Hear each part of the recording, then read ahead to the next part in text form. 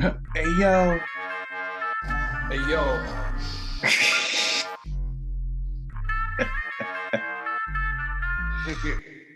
yo, was really good, man. You know what I'm salutes, saying? man. Okay, yeah. Okay, I see all this now. Okay, I see all this now. Oh All yeah, right, what's up, man? all Was right. really good. That was popping Samir. OG Tombo, you heard? It was really Yeah. good. You know what Hey, I'm chilling, saying? dog. You know what I'm saying? Should we Nothing but taking it back to '06? You know what I'm saying? Real Rick shit. Ross. You know what I'm saying?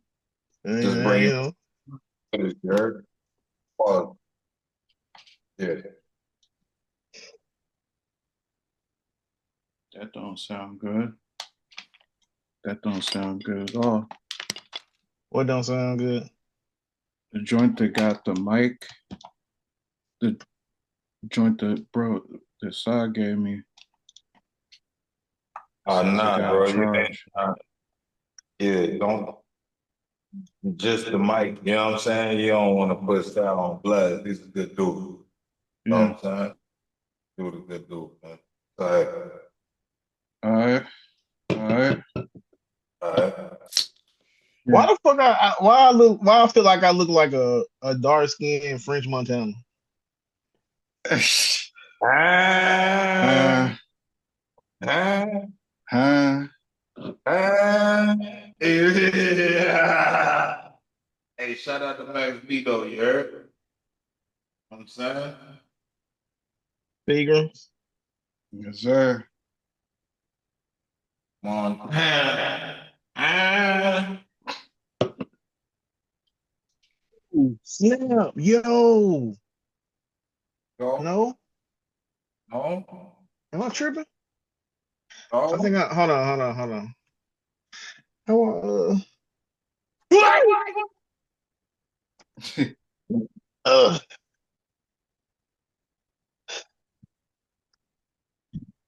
Shit. Man, I started kind of listening to that Wale album, man. Bro, Yeah, that's that food of Chelly?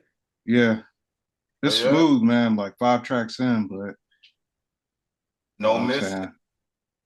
I wouldn't give it a miss. I'm saying not yet. Not yet.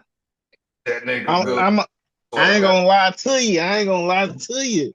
I don't know how I feel about it. I'm gonna have to listen to it a couple more times, man. I'm Real shit. happy. Wale was like one of my freaking favorite artists, so I'm always gonna show bro love. You feel me? He a Um, short. you feel me? That's where I got the Falarin from. You feel me? Word. Oh, I thought you came up with that on your own. hold on, man. Let me get this right. Hold Get on. this charger No, I right, just man. started telling people he was my cousin. Hey, so Wale, if you see this, man, we cousins, man. Don't you know? Yeah, that nigga already look half Nigerian. You heard? God, nigga, Igbo. You're-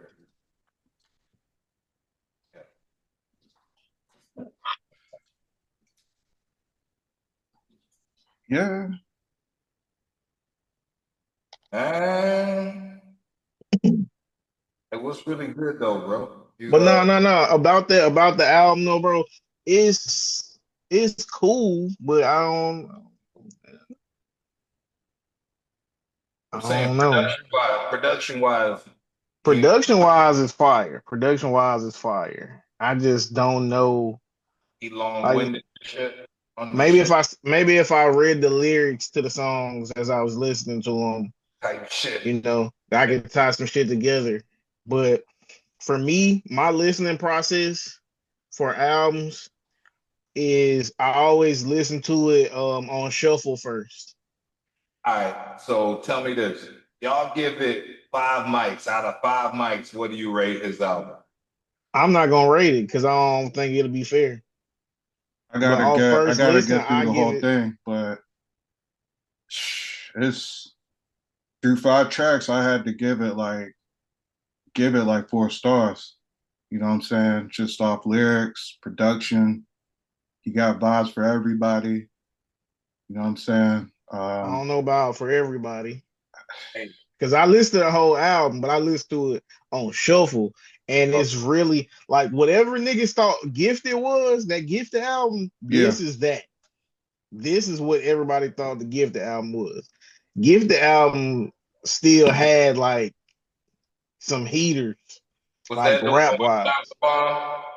You say what? Was that the one with Flower Bomb on it? Lotus Flower Bomb? Nah, that was I think that was like right after that was that, Forlorn. because Flower Bomb was on Ambition, I think, right? I mean Ambition. Yeah. I had said that y'all don't want to acknowledge that though. I had been Nah, man. shit, bro. I had been said that shit though. I'm rolling up though, you heard? Some of that Buddha, you heard? Yeah. I mean, Ambition is the best album though. Yeah, yeah, Ain't no cap. If yeah. Wale can hear us now, he'll swear you faked on him, giving him 4 mics. Like genuinely, he faked on him. Like, come Nah, on. look though. Is it his best album though? Cause I don't know. Like, I'm not disagreeing with you, but Forlorn 2 is pretty fire. Has I Wale put don't out a know, man. project yet that you could give him 5 mics on? Nah. Yes. More Maybe a about nothing. mixtape. More Which about nothing. He said a That project. He would ain't be say the an closest. album, But that was a mixtape, right? project? but he said project. He ain't say an Okay. album. Okay. Yeah. All right. I couldn't give More About Nothing 5 mics. It I wasn't probably all had to the way go. press play though. You say what? Was it all the way a press play to you, bro? Some of the bitches was a miss, bro. Yeah. I I could listen to all of it, but I feel like he had like 3 or 4 misses on it.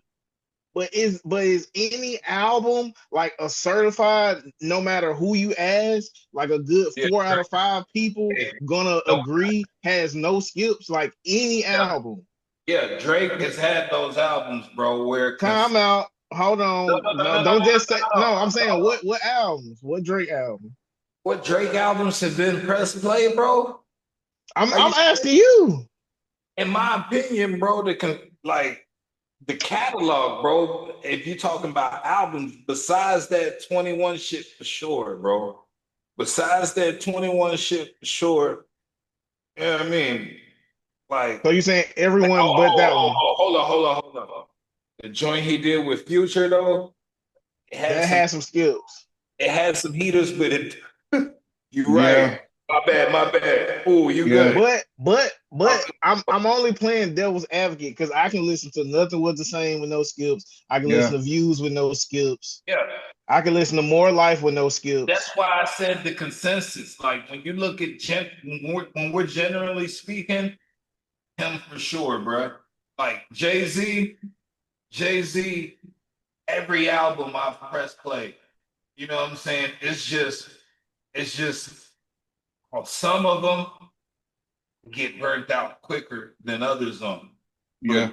But the content, um, because see, sometimes, bro, a rapper could have a fire ass beat and the cadence and the rhyme scheme of that to keep you engaged to the track where you keep coming back for more. And it just don't be Yeah. that. Nigga also be educating it. That's what Yeah. y'all, man. A lot of these new rappers coming into the game, they ain't dropping jewels like they used to. You see what I'm saying? No, yeah. Motherfuckers I was really ain't. like it's deeper than just them double entendres, bro. Nigga was Yeah. really giving game. And it ain't just Jay-Z, bro. I kind of like snowballed into another conversation, bro, because me talking about Jay-Z, motherfuckers is gonna be like, well, what about T.I.? What about, you know what I'm saying? Yeah. It's too. Yeah. Them too. Just But that generation. Yeah.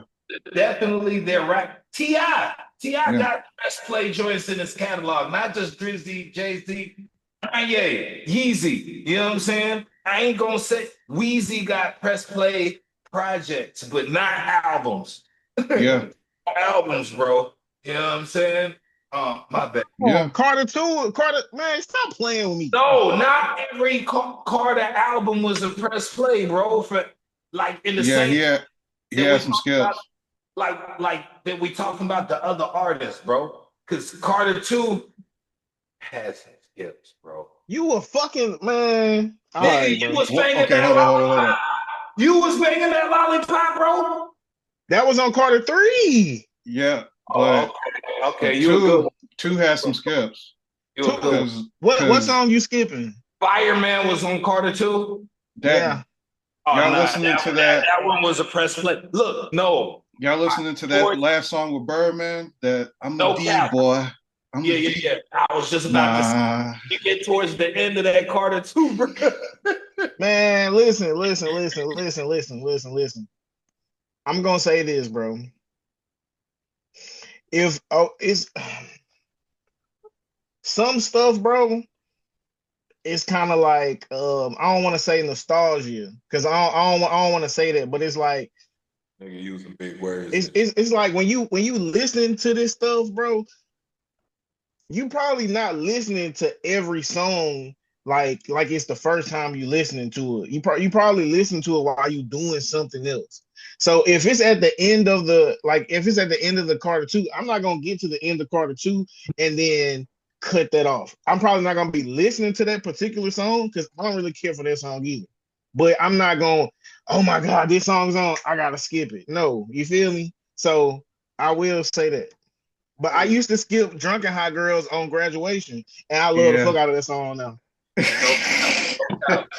That Kanye shit compared to, look, man, that shit with the Drunken Hot Girls, you was definitely listening to that shit before that I'm a D-boy shit. Yeah. No. But listen though. Because look, let me say this. Even if you thought that you didn't believe that shit, bro. That shit that Wayne was talking on that I'm a D-boy shit, bro. Listen. I'm a look, I forgot what I was going to say, bro. But as far as believing it, I didn't believe nobody. Look, that drunken hot girl. Well, it's not that I didn't believe them. I just wasn't thinking about it, whether or not it was true or not. Like, you get what I'm saying? That drunken hot girl was a genuine, authentic joint. That I'm a D-boy shit. Yeah. That shit was a filler. That shit was listen, bro. Listen, I know track that was just put together for you. It doesn't seem like no genuine art, bro. Listen. I remember what I was gonna say. Shit get kind of blurry when we bring up Wayne because I was a real big Wayne fan.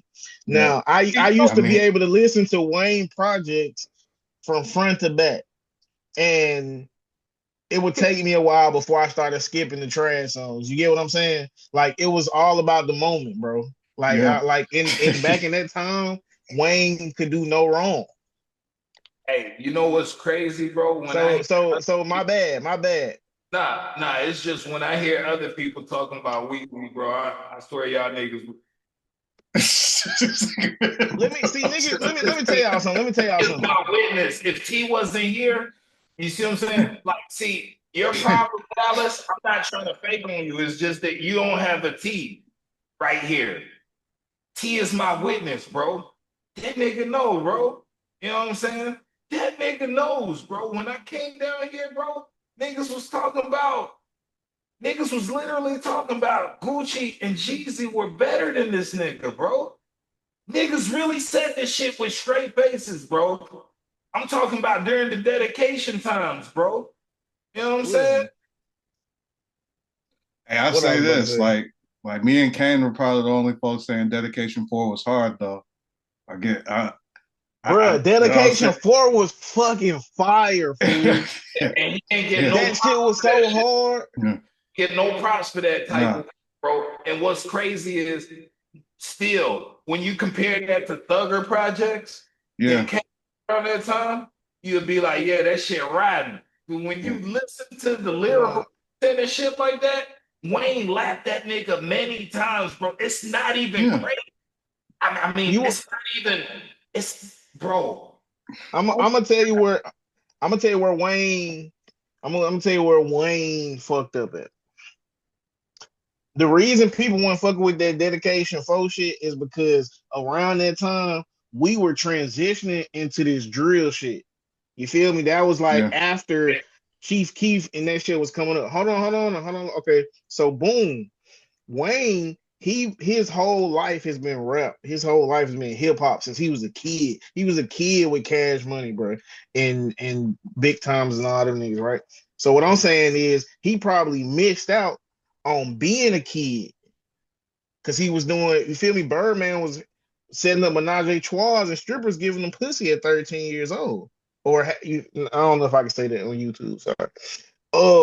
Run it. But hold on. But what I'm saying is, ultimately, when Wayne started getting older, he latched on to youth. Like he just started like this whole skateboard thing, wanting to be a rock star. But it's like niggas like Jay-Z and Rick Ross, they kind of embrace being old. They like Ross can rap forever because he's never been young type shit. Yeah. But You get what I'm saying? Like 2014, I think is when Dedication 4 came out, if I'm not mistaken. And the only problem was the punchlines was a little bit more cartoonish. Yeah. Like they was just a little bit more like silly. Like it was the same bars, but the way his delivery. Yeah, I see what you mean. Like I shoot a nigga in France and make it say "Ule" or some shit like that. I can't remember nothing. Yeah, he was like, man, I be riding around with that yapper. I pop a nigga like. Basically, bro, this nigga started doing crossword shit with rap. Hey, hold on, T, that was hard. Crossword. T. You know what I'm saying? Yeah. So, bro, he basically elevated what he started doing on the dedication series, bro. Once the new Wayne, bro, he's been on that same type of time and just perfecting that crap. You know what I'm saying? But I know I'm saying the same shit Kane just said. My bad, man. My bad. Cause sometimes I just be getting hyped. But you know what I'm saying? Like, man, it's still childish of me, bro. Every now and then I'll be realizing how immature I am, though, bro. Like, ain't nobody a bigger Wayne fan than anybody, bro. You know what I'm saying? Like, we all had access to my mixtapes. We was on downloading all that shit, that filth, all that shit. You know what I mean? Yeah. Like, some niggas went and got dressed like the nigga, bro. Some niggas went and got dressed like the nigga and won't even acknowledge he the nigga, the reason why they got dressed and shit. Why they was wearing tight jeans. I ain't go that far. The niggas was wearing wild pants and everything. You know what I'm saying? Like, but I can say, like, what you're saying is accurate, though. Like niggas weren't, like, they were making arguments for other people. You know what I'm saying? Like in Wayne's prime, bro. I be telling niggas this right here, bro. History rewrites itself all the time, right? Yeah. But tell me this, bro. If you ever need an argument for Wayne being the GOAT, all you gotta say is you know that nigga is the greatest of all time because he kissed Birdman on the lips. And that's not even his real daddy, and niggas still listen to him, bro. Oh my God. Like that shit never happened. That's a good point. That's a good point, because niggas don't even think about that. Niggas are he did Swear that. to God. Crazy. That argument right there, bro, you could probably beat like Don Lemon in an argument with that shit, bro. You know what I'm saying? And like, for real, one of them political niggas, bro. Nigga, that makes a lot of fucking sense. Because who could argue with that? Who could argue with that, bro? Like, even Jay-Z, like, whoever niggas look up to, Wayne is their favorite rapper. Think about that. No.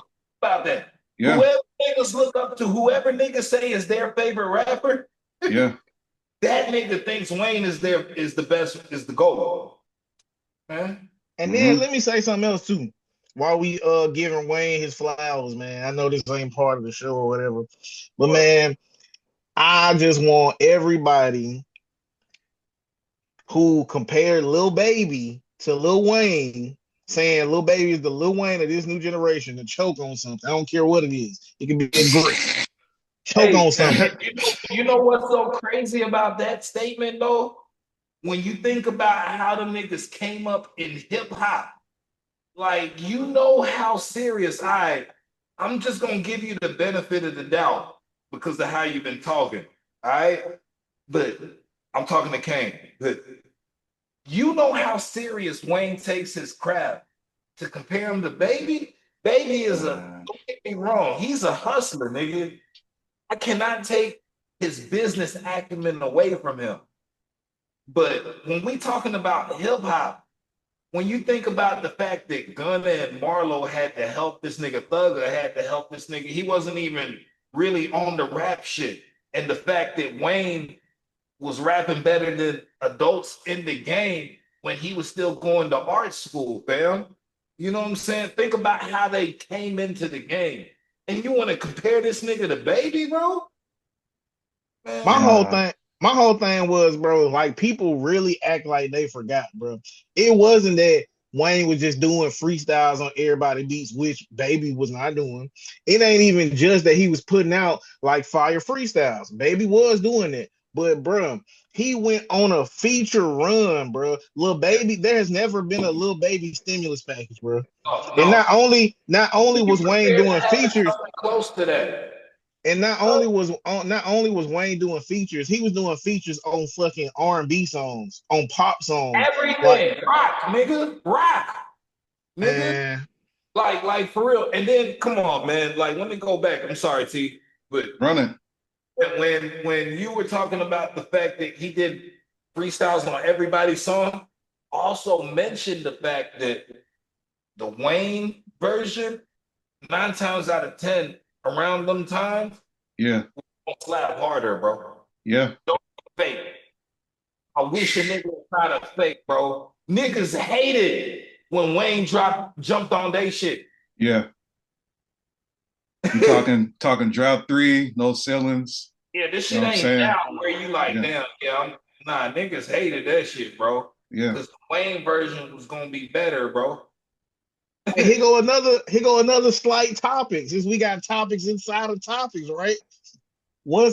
Can we name 5 songs? Can we name more than 5 songs that survived the Wayne freestyle curse? Like him hopping on after them? Yeah. Yeah. I'm gonna start it off. I'm gonna give you an example. Still being litty. I'm gonna give you an example. Swag Surf is so legendary that it beat the Lil Wayne curse. People still love Swag Surfing. They play it at colleges, everything, the regular version. Yeah. So is there another song? Hey, shout out to them niggas too. Them niggas went to Stillman, you feel me? And at the time, bro, he fucked with my pops, bro. You know what I'm saying? Yeah. Yeah, bro. Bruh. Nigga, remember Mr. Monday, man. Okay, bro. Yeah, bro. Them niggas right them Swag Surf niggas, bro. Forget that. Can y'all think of any more? Yeah. That Death of Auto Tune. Mm-hmm. What was the original song? I don't even remember the original. Jay-Z, Death of Auto Tune. Hey. Ooh. Oh well, yeah. I mean, Wayne verse wasn't all that though. So yeah, I guess might send us to the mixtape. Don't be trying to. Nah, he blamed that. He blamed that. Blamed the shit. But survive the Wayne curse, bro. Don't try to downgrade. We just gave you an example, bro. You gonna come with the swag? Well, okay. Listen.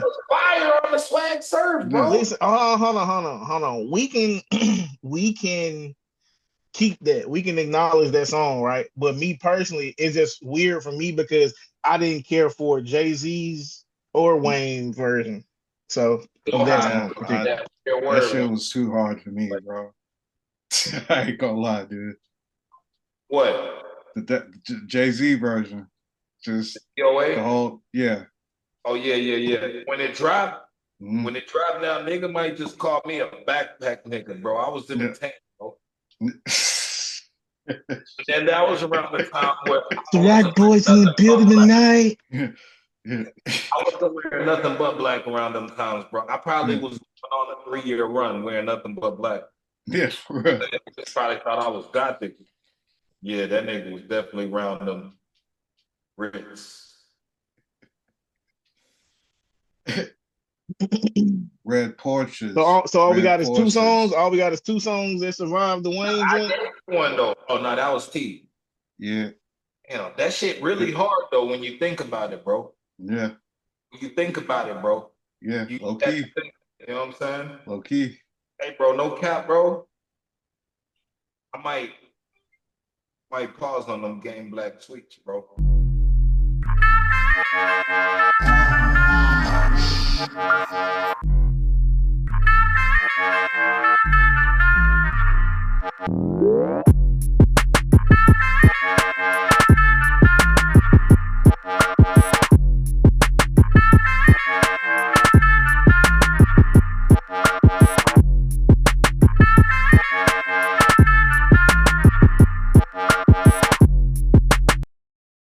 You know what I'm saying? New week, same topics. You know what I'm saying? So we got two headlines. You know, headline number one: Can a black man who dates outside his race speak on black culture?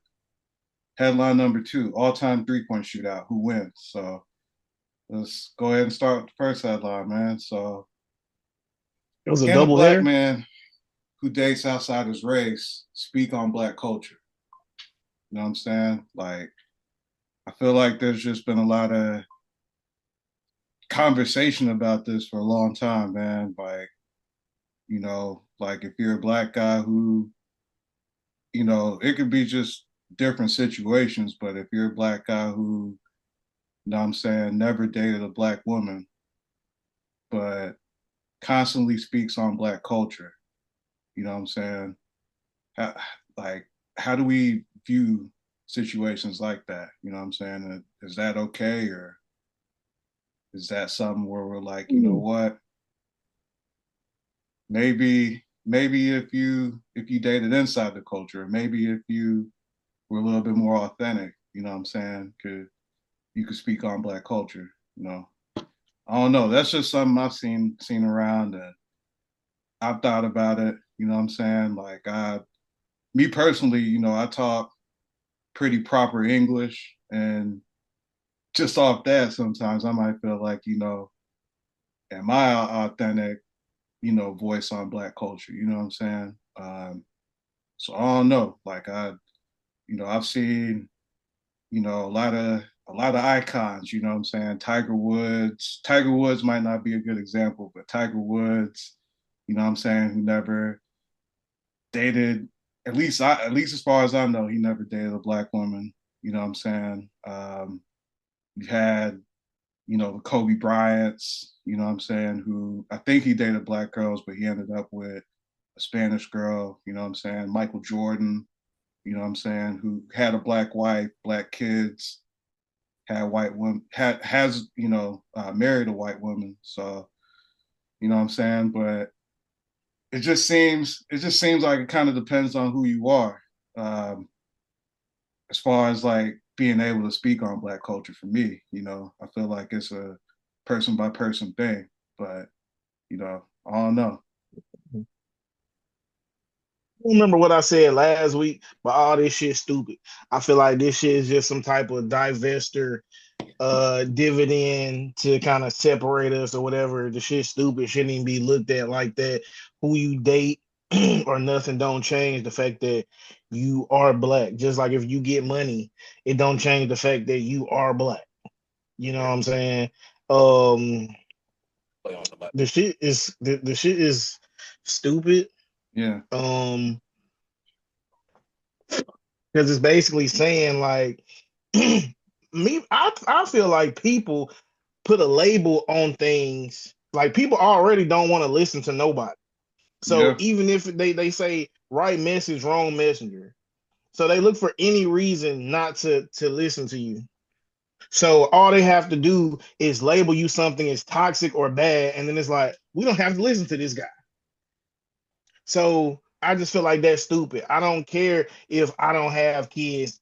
Eh, Um, I'm telling you that you're doing something wrong. And as a parent, it shouldn't matter that I don't have kids completely. That shouldn't completely disqualify me because even though I'm not a parent, all of us have been children. So you get what I'm saying? Yeah, Like just because you don't like how I'm saying what I'm saying or what I'm saying, don't mean it's not true and don't mean you don't need to hear it. yeah.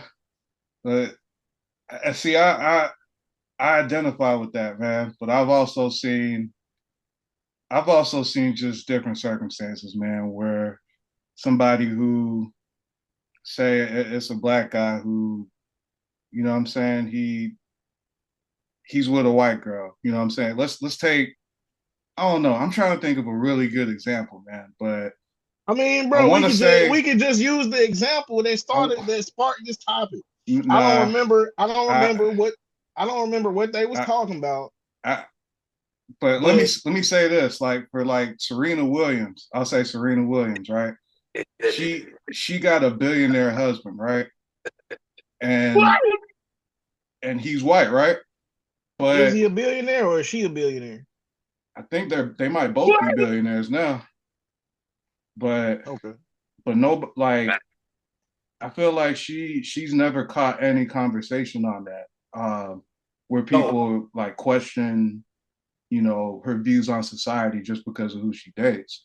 But I've seen this topic where, you know, if you got a white woman, you know what I mean? Like, no, actually, I'm sorry to step on your yeah, go line. for it, go for it. Man, Serena did catch some backlash. She did. Primarily from Dr. Umar. Dr. Umar Johnson, definitely. Um, you know, because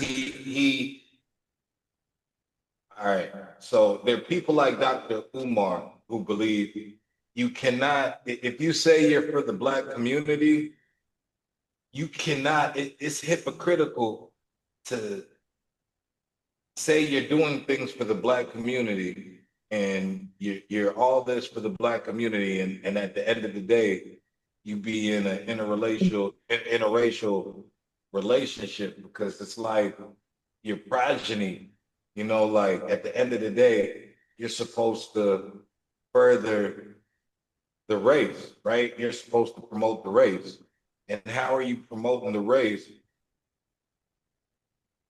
if you're strengthening theirs type? You know what I'm saying? And Yeah, just from the eugenic genealogy research, the genetic research, all types of research that's been done before us. I'm talking about centuries of research that's been done by people that look like us, bro.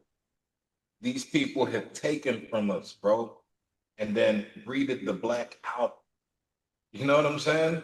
mm-hmm. Like, like for real, bro. It really gets deeper than that. So from like our parents' kind of viewpoint, you know what I'm saying?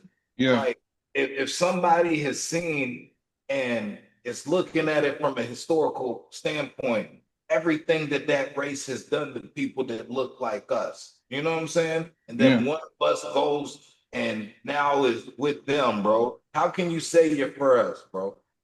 You know what I'm saying? So, yeah, I mean, I yeah, get it.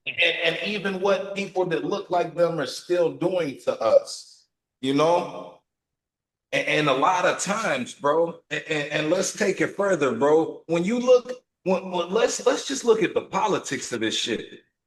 Every black person, for real, that's telling you to go with MAGA and shit like that, for real, bro, they're in interracial relationship. I don't really too tough look at I don't too tough see a lot of celebrities in, you know, relationships where they're dating the same race who are telling you to go out and vote for MAGA. You know what I'm saying? It's just a lot of these things, type things, bro. You know what I'm yeah, saying? And how and that's the thing. It's almost like you wouldn't accept somebody from MAGA talking about the black community. You know what I'm saying? yeah, That's what it's like when somebody's in a interracial. relationship talking about stuff that pertains to the Black community. It's like listening to somebody from the MAGA community talking about the Black community. Y'all motherfuckers was saying that we eat dogs and cats. Y'all niggas need to shut the fuck up. You know what I'm saying? You Yeah. motherfuckers shop at Publix. Fuck you know about Piggly Wiggly. You know what I'm saying? You Yeah. motherfuckers listening to country music. The fuck y'all talking about? You know what I'm saying? The fuck you know anything about rap? You Yeah. know what I'm saying? Nigga, you went to nothing school with white folks, bro. The fuck you know about what's happening?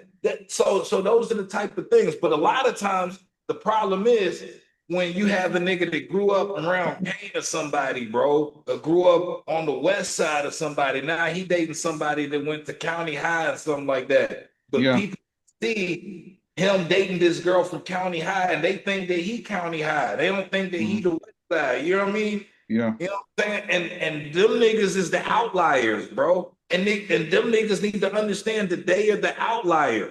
You feel me? Yeah. Because the majority of niggas in that situation are more like Officer Tatum, or more like, you know what I'm saying? Byron Donalds, bro, or more like Tim Scott, or more like Clarence Thomas, bro. You know what I'm saying? Like Yeah. niggas more like that, bro. You know what I'm saying? Yeah.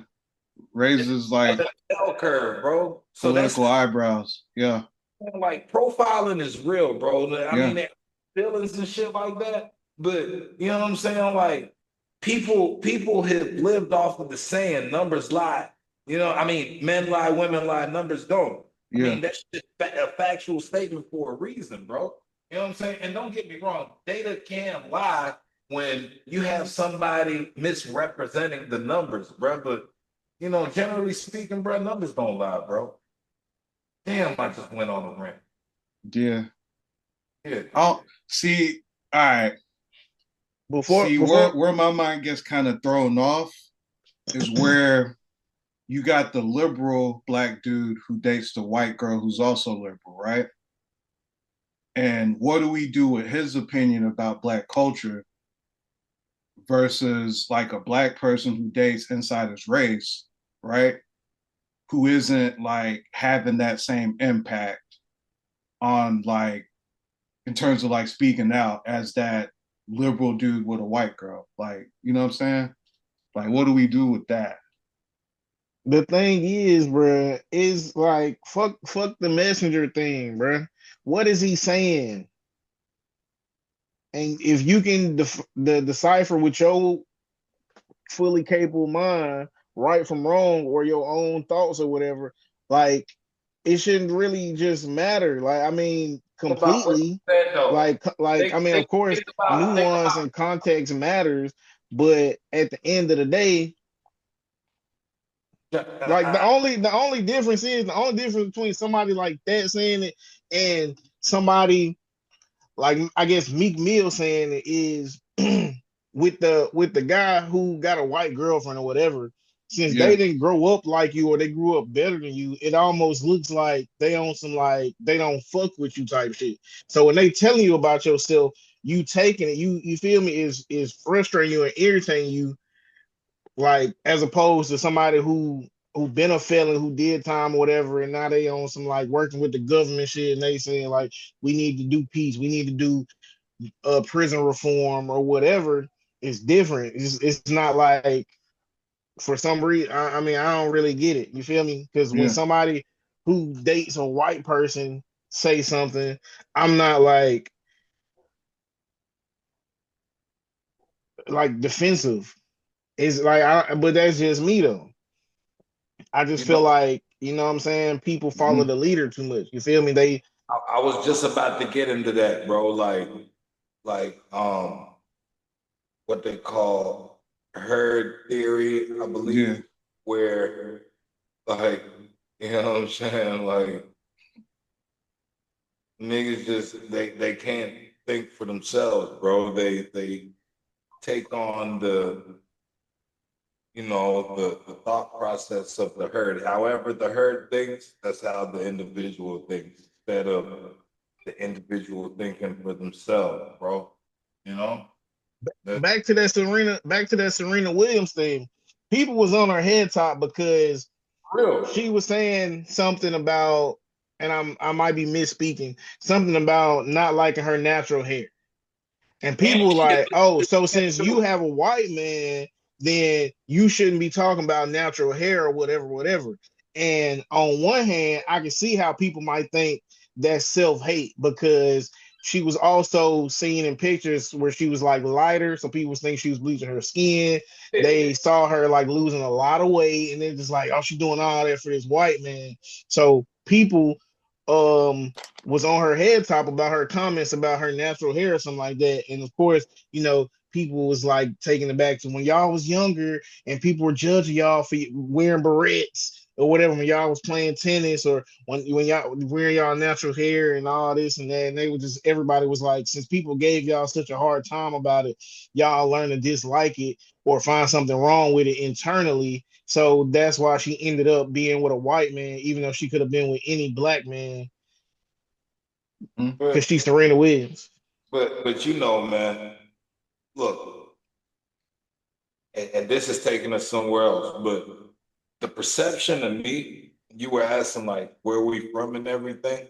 The perception has always been that down south is the most racist place, bro. I didn't know that Cali is more racist until I went out there. I didn't know that Michigan, Indiana are more racist than Alabama and Mississippi, dog. In Tennessee. Tennessee is way more racist than this shit. I didn't know that shit until you know what I'm saying? Like, man. Yeah.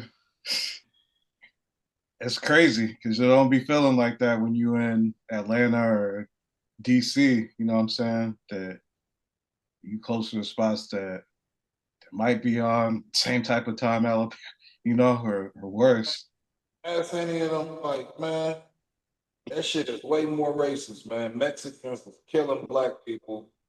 You know what I'm saying? Black people are killing Mexicans. Whites are definitely killing blacks and Mexicans. You know what I'm saying?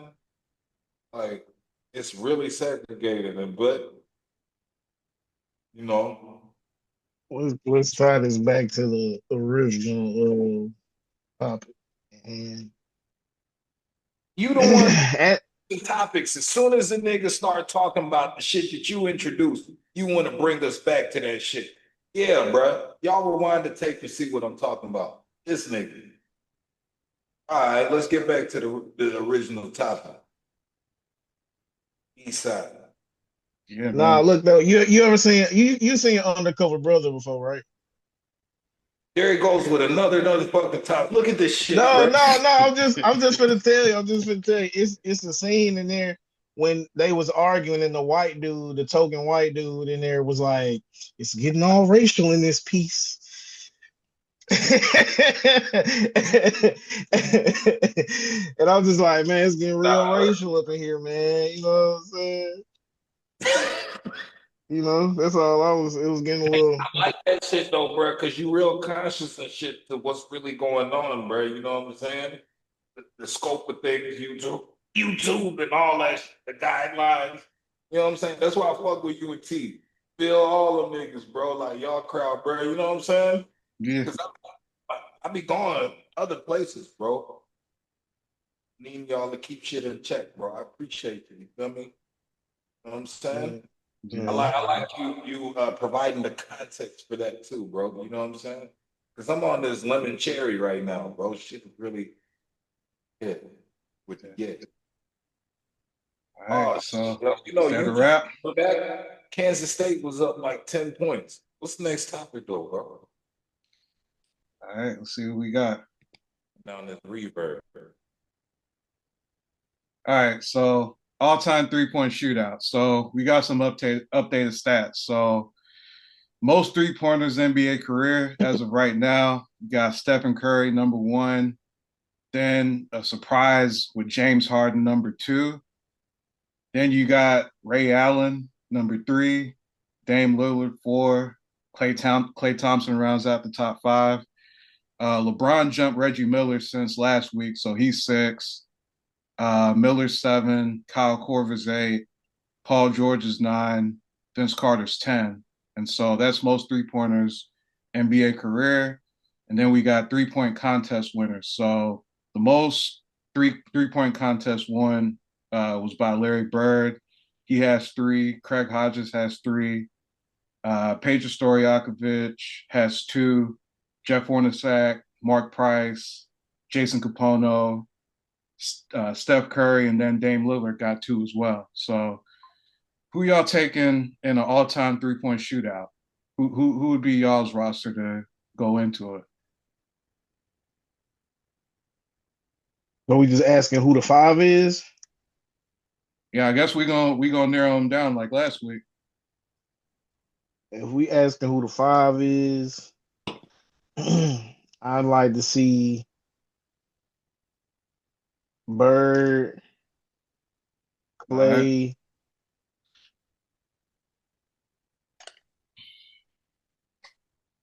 Is that Bird, Clay?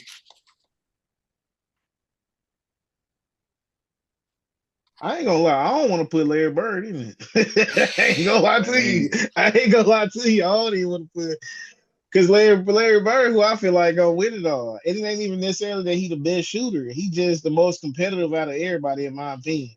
I could be wrong, but he just seemed like he you know how hate fuels niggas sometimes? Some niggas just fueled by hate. Yeah, You feel me? Like he like he just seems like he just get fueled by shitting on you, by putting your dick in the dirt. yeah, yeah. He got that competitor gene that Magic, Kobe, Jordan got. You know what I'm saying? Uh, So well, I you mean, taking Bird out? we take Bird out. Give me Clay, Kyle Korver, Peja, Steph, and Lillard. I don't think Harden even care enough to try to win it for real, for real. All right. Shit. Shit. Give me Steph. Give me Bird. Give me Peja. Shit. Give me Ray Allen. Ooh. And give me I'll put Jerry West in mine. I want to take Damian Lillard out and put Ray Allen. I'm sorry. I forgot. I did put Ray Allen on my shit last week. So you want to take Clay out? No, I want to take Lillard out. So Lillard out. And put who? Damn, hold on, bro. Ooh, that's tough. Lillard or Clay, bro. It's one of them two though. So you got Clay, Korver, Peja, Steph, and Lillard. Y'all got it all wrong, man. My 5 is gonna kill both of y'all shit, bro. I swear to God. I don't know, dog. I really don't know. It's really all about, I don't bro. see how everybody could beat my 5. Yo, these, yo, Because I'm telling you, all bro. right, all right. Yo, I'm telling you. Listen, All bro. right, man. Listen, bro. And this shit. All right, so the people y'all name, and granted, they've won NBA shooting contests and shit like that, bro. But we can all agree nobody's beating Steph. Okay. If he has a bad day, though, I mean, it's gonna come between Steph and Larry, right? Yeah. We can, but it's really literally gonna come down between them. But with Larry, I feel like a lot of his shit was gamesmanship too. He used to Yeah. talk out of that shit too. Like before the match even started, he already done told them niggas, y'all know who the fuck I am. You know what I'm saying? I don't even know why y'all shoot. Talking to niggas like that. And niggas literally already done played it a half a season against him if they hadn't before, if they were rookies and shit. And they know this nigga Bird was the goddamn truth. For real. This nigga really was shooting behind goals and shit. You know what I'm Yeah. saying? Yeah. Like, so, but all right, so that leaves me with 3, bro. Yeah. 3 forgotten people, bro. You know All what I'm right. saying? That have had all-time high shooting percentages, that have been journeymen as sharpshooters. Like, nigga, we're only paying you to make open threes, bruh. You know what I'm saying? All right. Niggas who can fit in that category, bruh, Drazen Petrovic. You know what I'm saying? Petrovic. And the nigga had to shoot over 40% to even Yeah. be considered. You know what I'm Yeah. saying? Career. Joe Yeah. Harris, Joe uh, Harris. Steph Curry's brother, bro. Seth. Hubert Davis. You know what I'm Okay. saying? But Steve Kerr, bro, needs to be up there, bro. Steve Kerr. Put respect on his name. This Yeah. nigga, this nigga was Corver, all them niggas before, you know what I'm saying? Yeah. Like, this nigga is the journeyman sniper, bro. You know what I'm saying? Like, for real. And he could D up and everything, bro. Like, but we're just talking about the shooting and shit like that. Steve Kerr, bro. You know what I'm saying? Steve Kerr helps Steph shoot better.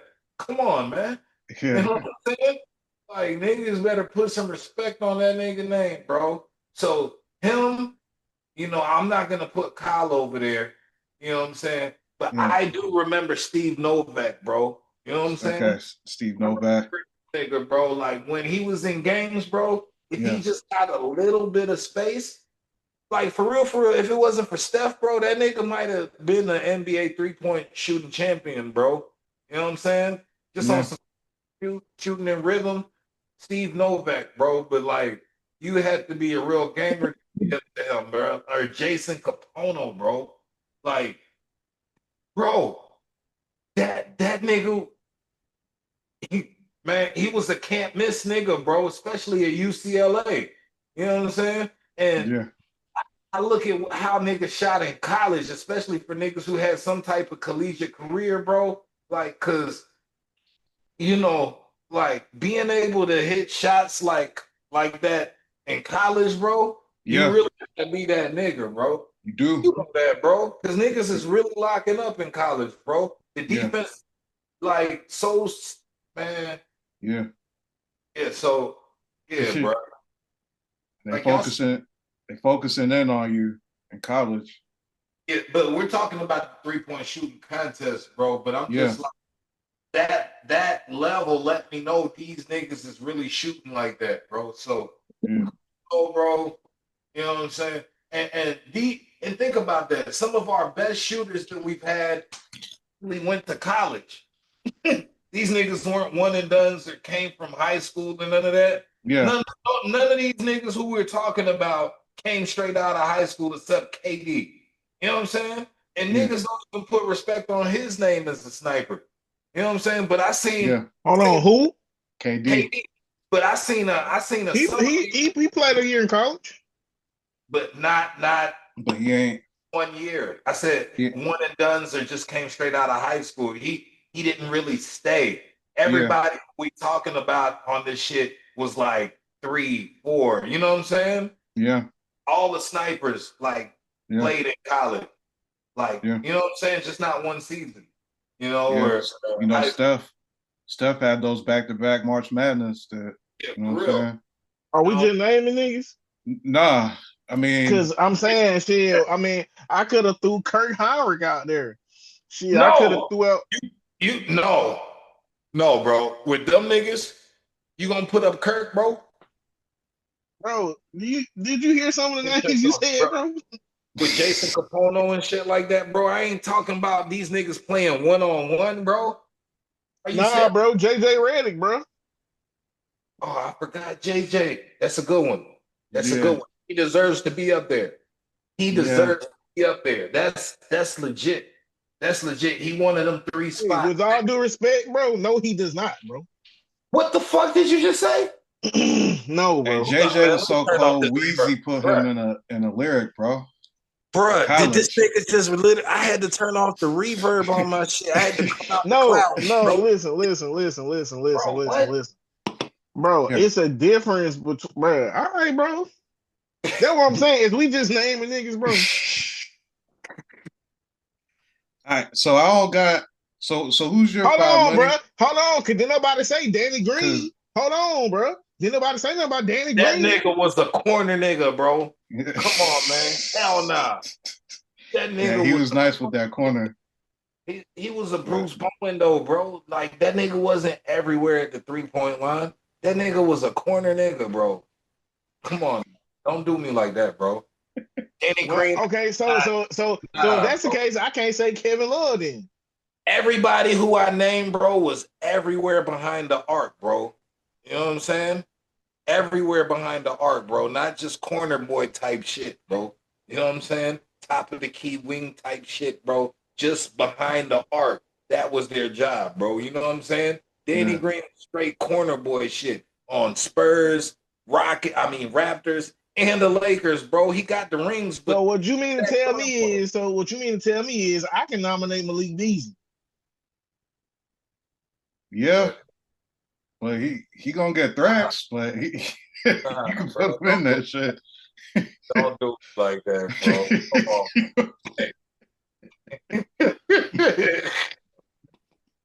Go take a I'm just saying, bro. I can't nominate Chris Mullin. Oh hey, yeah, see that's a good one hey, because nah, I forgot nah. all about Chris Hold Mullin. up, pause, fam. Time out. Hey, he might This have nigga just just fucked took a the sip whole game like he up. was heating up and shit. Y'all ain't even Yeah. peep that shit. Oh, hell no. This nigga said Malik Beasley, bro. Yeah. We talking about nah. I'm saying, hey, hey. That nigga. Chris Mullin, dog. Hey, that shit It's might because be I over said with. oh no and shit like that. That nigga said Hey, oh. hey, Chris Mullin was truth, dude. That's different though. That nigga said Oh Malik snap. Beasley. That nigga known for Jason Kardashian. That nigga ain't known Hey, for I fucking. almost said Tim Hardaway Jr. Yeah, you could have said him instead of Malik Beasley though, bro. That nigga is a Hey, sniper though. THJ, yeah, he got a heater.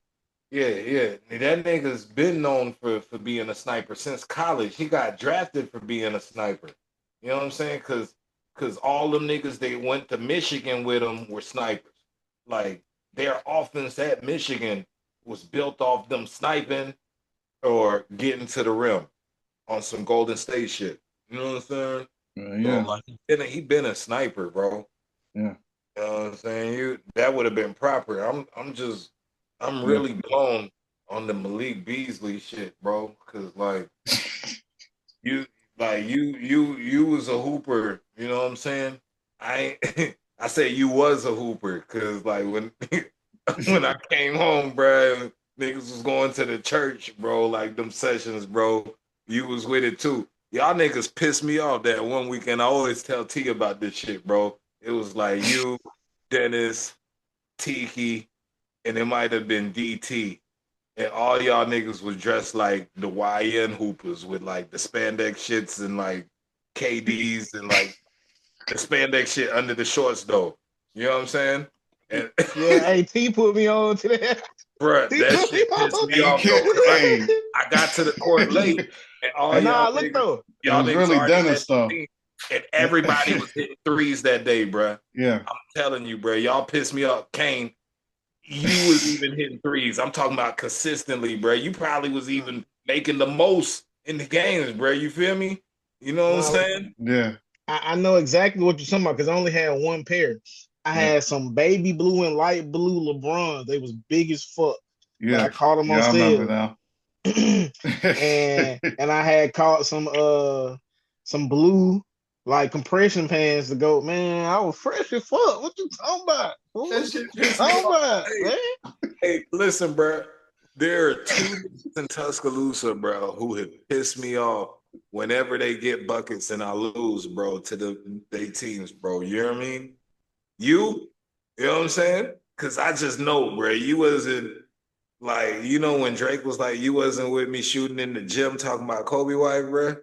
I know you wasn't just putting up shots. Yeah, I mean, why not? I know See, you. bro, Know see, you was see, just look wasn't though, just look. knocking shots in the I'm a, gym. I'm a, see, I'm a wait, till we do our editorials, bro. Because part of my lore, I'm gonna tell y'all about my lore. Nigga Y'all just don't hit know, me but with y'all that don't know poor about word. me. All All right, right, that's what's up. shit. Nah, Chris. Who's our finalist then? Oh, okay. I Cause ain't I, gonna lie. This nigga named 45 people, bro. cause I know Steph is there because he's on all our lists, but after Steph, I don't think we agreed on nobody. So it I looks mean, like bro, it's we Larry Bird, Steph, Ray Allen, That's three we all agree on. Y'all Oh fuck with Kyle shit! Korver in there? You had Ray Allen? Nah, I Cause changed it. I'm taking out either Thompson or Lillard. yeah, It can only be one winner, so 4 and 5 really don't matter. it looks based on my list. It looks like we saying Steph will win. That's what it looks like to me. Thought I I already thought did. we were saying Bird would win, but okay. Thought I already did this shit, bro. I thought I Yeah, simplified it for it, bro. You came back to this shit. Look, bro. I Now tried to look though, consolidate our list, bro, by saying either Steph and Larry, bro. You know what I'm saying? I was That's thinking what this yeah, though. I was thinking this: if they made one small tweak to a 3 point game, the 3 point shootout, if they made you take like do like a little dribble move with it, like a little 2-3 dribble, then shoot, Steph winning. Steph ain't losing not one. Steph not Oh, losing one. see, all right, when you add It'll the be Steph dribble and with it, Lillard yeah, it's him or Lillard when you add the dribble, but I could also add PG look, to that or Kevin Durant. yeah. from Kevin three. Durant, Yeah, Kevin Durant was probably in it to begin with, bro. You yeah, know what I'm saying? But mhm, like for real, bro. I think he'd shake shit up if he was just to enter in a 3 point contest. For real, bro. Cause I was about to say this, bro. I think he did one. I seen a for real. Yeah, like It's when he was at OKC then, right? yeah, Yeah, because Ray Allen was in it, I think. But yeah, but but all I'm saying though, bro, is niggas forget that nigga really sniping, bro. yeah. He been on Oh, it. He been on that stuff shit. Not like stuff, but he been on that though. yeah. He really been Nah, on. shit, he might be right there with Steph for real. Cause I seen games with KD, man. He go like down the court like 5, 6 straight times from three, Yeah, off the that dribble, off the hezzy pull up, like nothing but can't nylon, part of the nothing look. but You know nylon. what I'm saying? Niggas just gotta Google. You know what I'm saying? Yeah, You know, Do the knowledge. through the knowledge, bro. You heard? And they go 5% of that and shit. You know what I mean? Yeah. shout out to Phylon though. Man, fuck Who? 5 line. Respectfully. Respectfully though. Look, Yeah. bro, I can't stand no nigga that wave off a pick, bro. The fuck? It's supposed to Who? be a pick and roll. You gonna wave Alabama off point the guard. pick? God damn, I hate that shit. And then right after you wave off the pick, you go and turn the ball over. That Yeah. shit be the goofiest shit I ever seen. Yeah, I mean that's every day if you play 2K. That should happen Nigga, every other play. wave off the pick. The coach call a play. You know what I'm saying? You know a pick and roll is involved. That nigga say, nah, fuck out of here, white boy. Hey, before we move on, I ain't gonna lie, I was gonna get real grimy and mention Dalton Connect when you was Hey, I thought about him though. I did think about him. I I did. was like, I I ain't already gonna knew do you was this. on that type Yeah. of shit when you said I named 45 niggas and shit. No more than name 7. This nigga. Shit, it's a wrap then, man. 7 niggas. What's the next topic? All right, so we got updated NBA, right? So out east, I got above the solid black line. Those are the 6 playoff teams for sure. So we got out east, we got Pistons, then we got Raptors, Cavs, Knicks, Heat, 76ers, all playoff teams. As far as play-in, you got the Hawks, Magic, Bulls, and then the Bucks. That's above that little, dotted line. And then out west, you got top 6 Thunder, Nuggets, Spurs, Rockets, Lakers, Timberwolves, all playoff teams. And then play-in, you got the Suns, Trailblazers, Warriors, Jazz. So what do we think about the NBA right now, man? You know what I'm saying, any surprises or just shaking out how we feel? I didn't think the Lakers would be this good, to be honest. Yeah. I've been paying a little bit more attention. I like Jake LaRavia over there. I like how he can kind of create his own shot a little bit. Like he can, you know what I'm saying? He ain't really Yeah, like Dalton Connect. He can kind of do something with it, whether it result in the basket or not. He played with like a little spark, a little effort, I guess. I don't know. yeah, On defense. It ain't just you know what I'm saying? It ain't just all in your face, but it's just little stuff I be seeing from him. The Rockets are really freaking good. yeah, I didn't see that coming. I thought the Nuggets might be taking a step back, trading Michael Porter Jr. Cam, is it Cam Johnson who they got? yeah. Mm-hmm. Cam Johnson. It doesn't. I'm not sure. I don't want to misspeak, but it don't seem like he's been fully uh ingrained in it. I don't think he's just found his, you know what I'm saying, found his Yeah, rhythm within the team yet, and they still top two. That's pretty amazing. Um, Timberwolves, I feel like are holding or just kind of right where I thought they would be. Not really good, but not terrible. Um, I'm not sure what they doing with this Julius Randle thing. But yeah.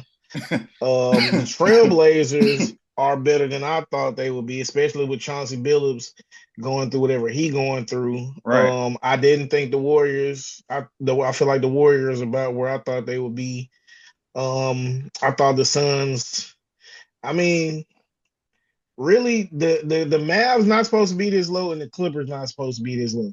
So really, you know what I'm saying? It's supposed to look it's supposed to look crazier than this, honestly. Like, you know what I'm saying? And then in the East, for me, um, I didn't think the Celtics would be down there. I like the Hornet center. Um, he seems to be like a little bright spot for them. Um, I knew the Pacers would just woo. But the crazy thing is about the Pacers being down there. I was talking to Jep, and somebody was saying something about arguing about what an offensive engine is, and whether or not Tyrese Halliburton was an offensive engine. And I thought he was, but then Jep was like, "Nah, not really." He was like, "The only reason they bad is not because they missing Halliburton, but because Miles Turner left." So I was like, "Hmm." So I didn't really see them being that bad. Absolutely have no. Giannis is doing the best he can what he got. The Bulls surprising me. Magic might turn around and be better if they can figure out some offense. Um the Hawks missing Trae Young for like 5 games and winning, I think all 5 games was crazy. But you got Jalen Johnson, Dyson Hooping. Daniels, and I don't remember if it's he a French guy. I can't remember. He was like #1 pick a couple years ago, I think. Yeah, They've been putting something together defensively.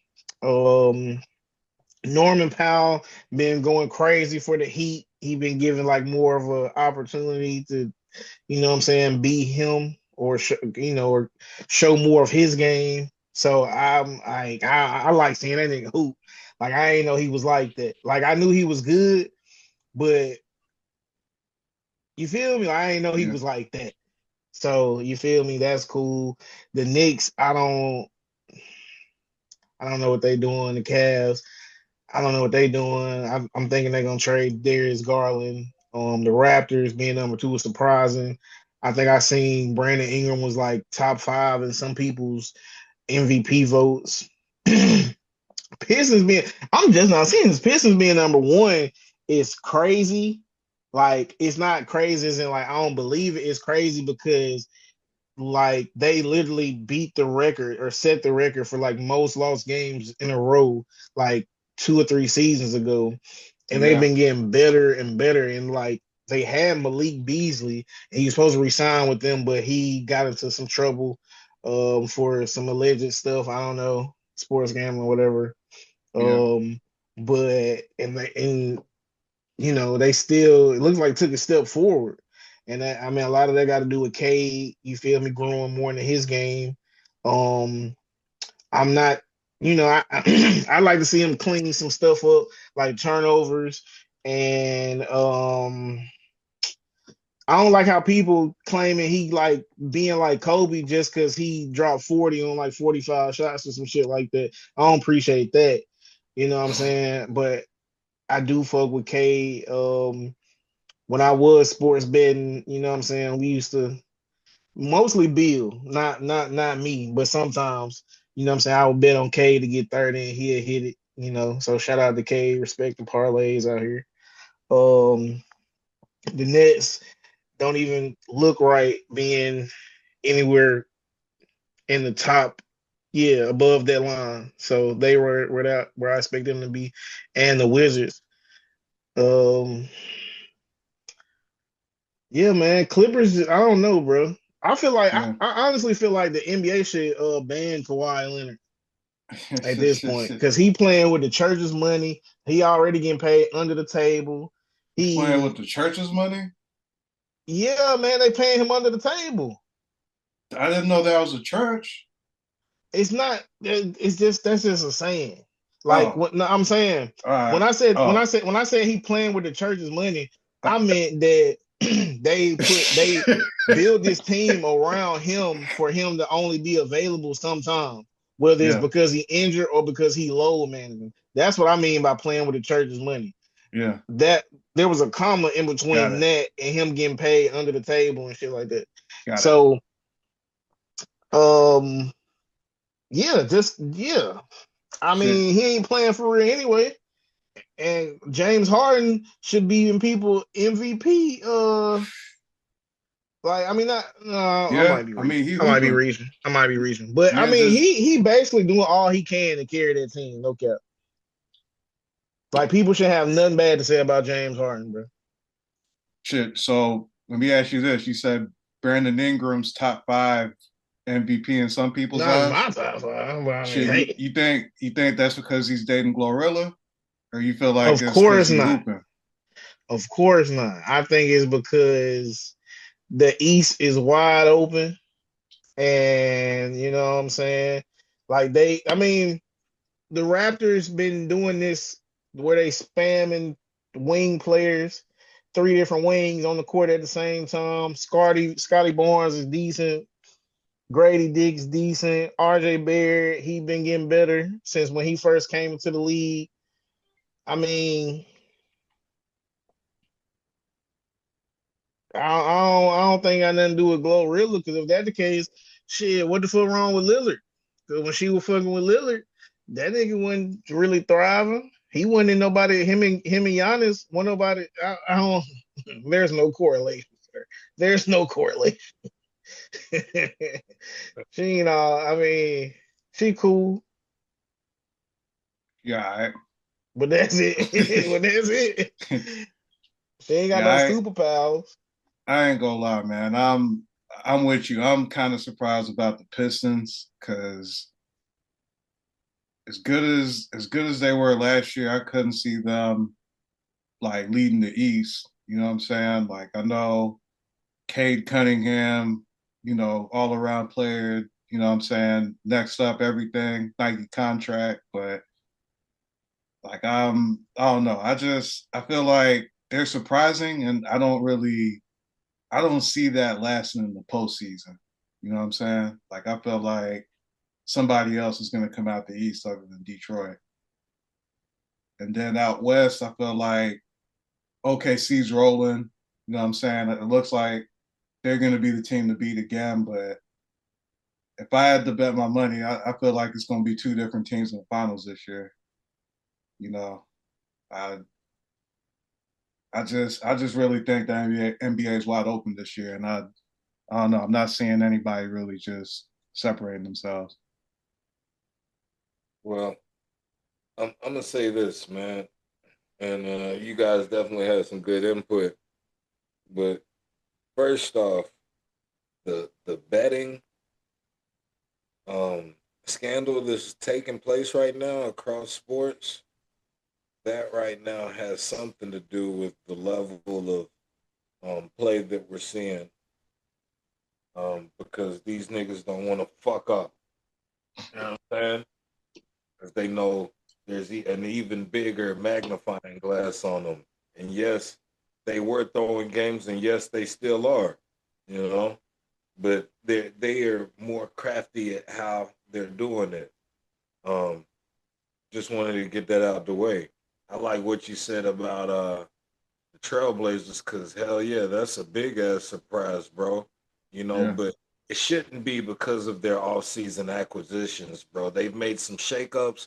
They got rid of Aiton, and Aiton, he even was Phoenix's Achilles heel when they had made it to the Western Conference Finals, bro. You know what I'm saying? Do you remember how Luca embarrassed their ass, bro, in the playoffs, bro?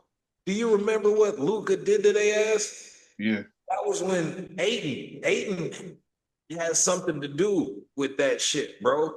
You know what I'm saying? Yeah. That's the nigga who would give up on his team and shit like that. So talking about surprises, I'm even surprised that the Lakers are in the top 6 right now. Yeah. LeBron hasn't been there, bro. Luca Yeah. hasn't been there, bro. And Yeah. Aiden has, bro. Yeah. So maybe he's back on that Arizona shit, the shit that helped him get a bag, bro. You know what I'm Yeah. saying? Like Yeah. another surprise, bro, is the Heat being in the top 6. I like how you Yeah. pointed out how this shit is wide open, bro. But it's sure enough wide open out east. You know what I'm saying? And Yeah. a lot to do with the injuries to them superstars, them two light skinned niggas, bro. That has a Yeah. lot to do with it. But don't get Yeah. me wrong, bro. Miles Turner, Yeah. he was like, people don't give him his credit on the defensive side of the ball, bro. You know what I'm saying? Because they see what he does for his height. They see the matchup problems and etc. that he causes from the offensive side of the ball, bro. But Tyrese Halliburton, for real, niggas still to this day won't get his credit, bro. When Mm-mm. CP3 leaves, it's gonna be guards like Halliburton, bro. You know what I'm saying? That keep the original definition of point guard alive, bro. You know what I'm Yeah. saying? Because for real, before like he got there, bro, I hadn't seen a lot of traditional point guard play from people who've been labeled point guards. You know what I'm saying? And a lot of that is the mislabeling of position or uh, uh the infusion of positionless players. You know what I'm saying? Yeah. But Tyrese Halliburton, I do think the argument can be made, a legitimate argument. You know what I'm saying? And I'm just answering something that was stated earlier. You know what I'm saying? For him being the engine, you know, but Yeah. it is it is valid to also mention that they are not just missing him, but they are missing Miles Turner. You see what I'm saying? And Yeah. just looking at the records, I mean, Giannis and them aren't doing a hell of a lot better as far as positions are concerned than the Pacers. You know what I'm saying? Nah.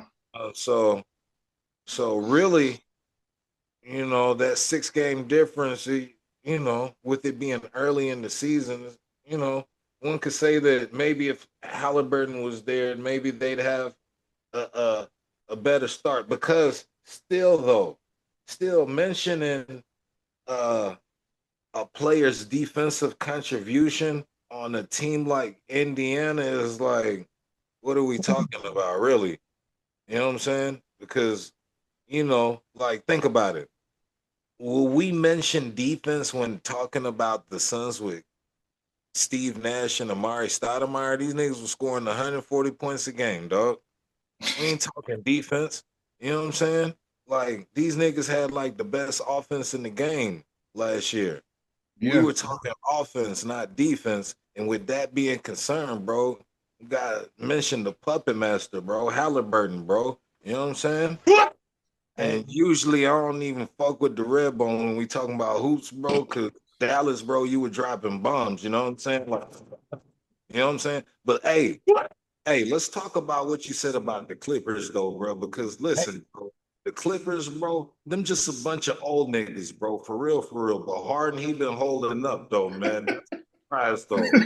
The Harden, he been holding up, though.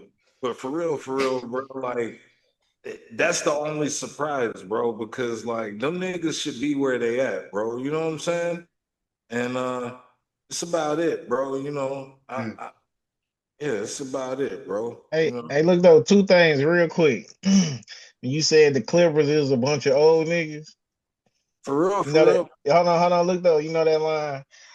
Fourth quarter yelling, why the fuck Batum in? Who said that? I ain't him.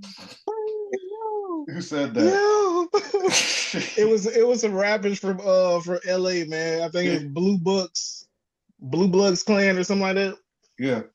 That's some real shit, bro. But nah, look though. All I wanted to say was I ain't want to cut you off, bro. But niggas, it ain't that niggas don't respect Miles Turner defense. Is and you should understand what I'm about to say. Of He all got people. blocks. Nah. Niggas don't like the fuck that he's a fucking center and he don't rebound. Because they Yeah. be putting him on the parlay to get a double or to get this many rebounds and he Yeah. don't get them. Yeah. That's why niggas don't fuck with Yeah. Miles Turner. Yeah, like nigga, Yeah. you 7 feet, bro. Yeah. You the only post player on your team, bro. You got you and a whole bunch of guard forwards, bro. You know Yeah. what I'm saying? Or combo guards, bro. The But fuck you is play Right. with guard? Legos. But you play What with the Legos. fuck is a Yeah. like? What the fuck is Nemhard getting more rebounds than you in games? Yeah. Jesus Hallie. Christ, bro. You know what I'm saying? Yeah. Yeah. Yeah, that's a good point, bro. For real though. That's a good ass point, bro. Shout out to Melo, that nigga hooping, Yeah. but not the record, bro. Them Nah. niggas is entertainers, bro. Them Yeah. niggas at Charlotte is entertainers, bro. Yeah. They is not trying to look, bro. It shouldn't be a surprise, bro. The top six in both conferences, You because really think about it. everybody who's been building the records show it, bro. You know what I'm Yeah. saying? Everybody, like outside of the Celtics, we know why the Celtics are where they at. You Yeah. know what I'm Just saying? injuries. We That's know why it. the Celtics are where they're at. We know why the Grizzlies are where they're at. That has a lot to do with politics and YNism. You know what I'm saying? Yeah. Like, you disrupted the team, bro. You got rid of Brooks, bro. Why the Yeah. fuck would Memphis get rid of Brooks? That was the battery, nigga. For You know real. what I'm saying? For real, for real. You got That rid of man your job. swag. Then Yeah. last year, you got rid of Bane Adams. Yeah. You sent Adams to the Backbone. Rockets, nigga. You know the Rockets is trying to get a ring, and you trade Steven Adams over there, bro. We know y'all ain't trying to win a ring in Memphis, bro. Yeah. They So on what you think? You said politics, like what, like you feel like, the politics because they got rid of the coach, and the yeah, coach had an attachment to the star player, bro. Then you yeah, bring this new nigga trying to implement his own shit. You know what I'm yeah, saying? Change. You know what I'm saying? yeah, Got this star player that's already set in the way things used to be. So you know what I'm saying? Now he want this preferential treatment and shit like that. You already know YN. We know that. You know what I'm saying? How do yeah, you think he responded to this new shit that Well, hey, he wanna be a one in. yeah. We can agree on that. We can agree on that for sure, bro. And like, how do you think he responded? Do you think he responded maturely? You know what I'm saying? Like a face of this nation, and I mean of this organization, and one of the faces of the league when the coach came through. Nah, bro, he probably crashed out. You know what I'm saying? yeah. That nigga I, didn't crash out on his college coach. I, Well, I got a question. yeah. T was you got something to add on to this? Shit. I mean, not for real. I got a question. um, I've seen some people arguing recently about Kobe never being the face of the league. And when I seen somebody defending it at first, I was like, bro, just chill. Because, it's always extreme. It's extreme fans of everybody. MJ fans, extreme LeBron fans, extreme Kobe fans. We are, you know what I'm saying? Yeah. They So, might be right, so, bro. but, They but actually just the might thing be though, right. because at first I was like, I don't, and I'm a Kobe fan. I'm a Lakers. You feel me? I'm like, bro, chill out, bro. He wouldn't like. Then I thought about it. I'm like, nah. Once he rebranded to the Black Mamba, I think they was kind of fucking with him because, like, at that point, who was it? You wasn't really what would you not promoting, but you wasn't really putting Tim Duncan on the in the spotlight, and LeBron hadn't won nothing, so people weren't really couldn't Yeah, make him the face yet. but So he I'm still won. thinking they He was they was still making it a Kobe and LeBron face of the league thing, at least around the time when them commercials was coming out. It was the banana boat niggas, bro. It was the banana boat niggas. It was all the banana boat niggas. You know what I'm saying? Don't try to fake. It was LeBron, Carmelo, uh, uh, uh, CP. CP, and it Wade. wasn't Bosh though. It was Wade, right? Yeah. Wade, all right. And then because the reason why I could see that argument being true is because of Kobe's rape scandals, bro. You know what I'm saying? I could see that. You see what I'm saying? Yeah. And that shit fucking with the league, bro. You know what I'm saying? And they got other stars that they did, use their light, like Dirk and Steve Nash, you Yeah. know. Um, but as far as just unanimous like face of the league after Jordan, Mm-hmm. Nah, I That's feel like Shaq was the face of the see, league at some point. that's what I would bring up. Like Kobe played with Shaq, so that's what everybody says, right? As to why he wasn't the face of the league uh, early on. I don't even think like when Kobe and Shaq were winning it, bro. Yeah. I don't even think they were the face of the league. You think it was Iverson? Them niggas was, yeah. I just think them niggas was champions, bro. Because fam, bruh, bruh, like man, them white boys, bruh, at Carnage and Hunter and Riley, bruh, niggas was rocking AIs, dog. Yeah. They was rocking AIs, nigga. Niggas had answers, dog. For Crackers real had though. answers, bro. Like the way crackers be rocking Birkenstocks and shit. Niggas had fucking answers, dog. Mm-hmm. You know what I'm saying? Niggas wasn't rocking no Kobe's, no crazy eights. None. I don't even think they called them crazy eight. I think they were called like the forum. I forget what the first Kobe's was called from Adidas. You know what I'm saying? But I only remember one nigga having them joints. That was that dude out, that white dude I was telling you from that was like the Yeah. only Clemson fan. You know what I'm saying? But he was the only one telling people that Kobe was finna be the new Mike. You know what I'm saying? Nobody seen that shit. Everybody was on AI. You see what I'm saying? Yeah. Everybody was on AI.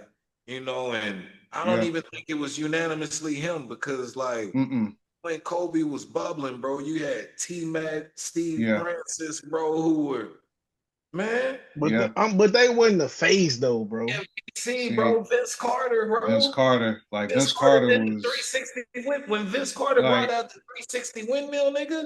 He yeah. wasn't, but he was the face Vince though. Vince was looked at like the next MJ though, right? That's Bruh. what I'm saying. Was there a unanimous face there in that time? I don't think so, Because bro. because Vince Okay, was a look. big deal. I don't think Like, that. Oh man, I meant to freaking watch the Devin Haney fight. I didn't know it started Oh, already. yeah, that nigga. Damn.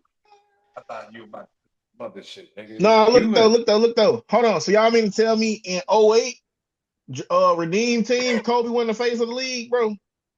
see. Kobe was the. Go ahead.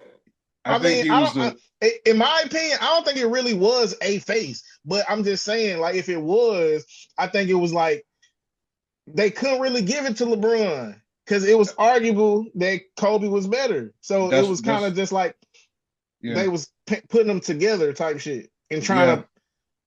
It was one of those two for sure. but Kobe was probably the best player. But it was.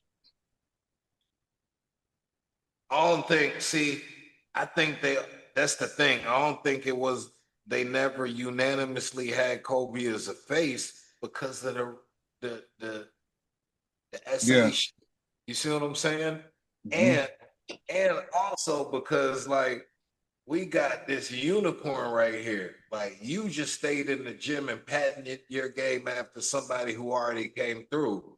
This nigga LeBron is a unicorn, bro. You know what I'm saying? Yeah. Yeah. And still to date has been squeaky clean. Yeah. And Kobe and it was like Kobe. It was being debated whether or not he was not only the best player, but you also had guys who felt like he wasn't the best player at his position too.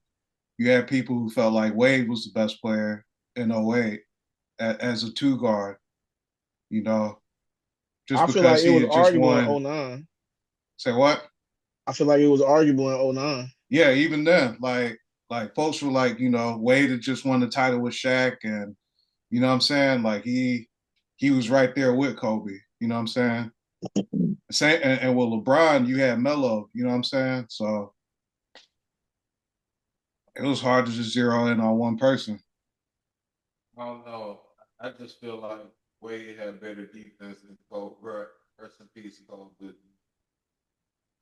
On that All off, right, all right. Now we wilding right now. No, on the offensive side though, I just there's no way you could compare Wade to Kobe though, bro. For Yeah, what this nigga was doing with his offhand, you know what I'm saying, from all levels, dog. yeah, You know what I'm saying? yeah, From all levels, dog.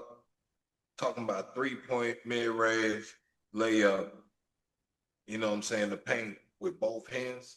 yeah, And you can't compare them two, dog. Bro.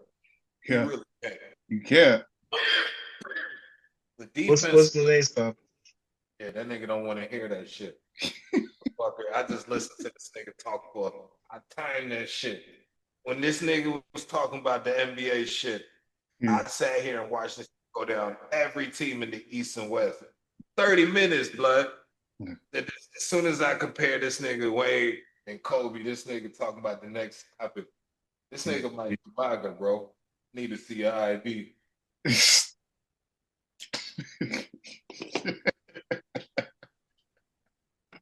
And be your own people, man. For All right. So we got some college football. So update for Alabama. Alabama's now 9-2. They won earlier today. They beat Eastern Illinois 56-0. Heading into this week, Alabama was ranked number 10. The top four, or let's just run through the whole list. The top 16 Ohio State, Indiana, Texas A&M, Georgia, Texas Tech, Ole Miss, then it's Oregon, then it's Oklahoma. Then you got Notre Dame, then you got Alabama, then you got BYU, Utah, Miami, Vandy, USC, Georgia Tech. So Alabama's holding on. Like I think it's top 12.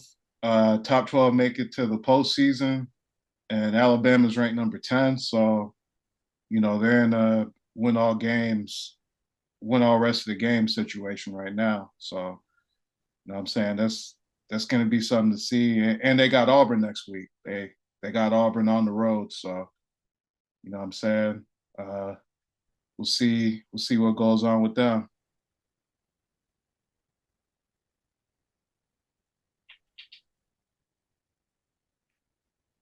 All right. So you good on college football? yeah. Yeah. All right.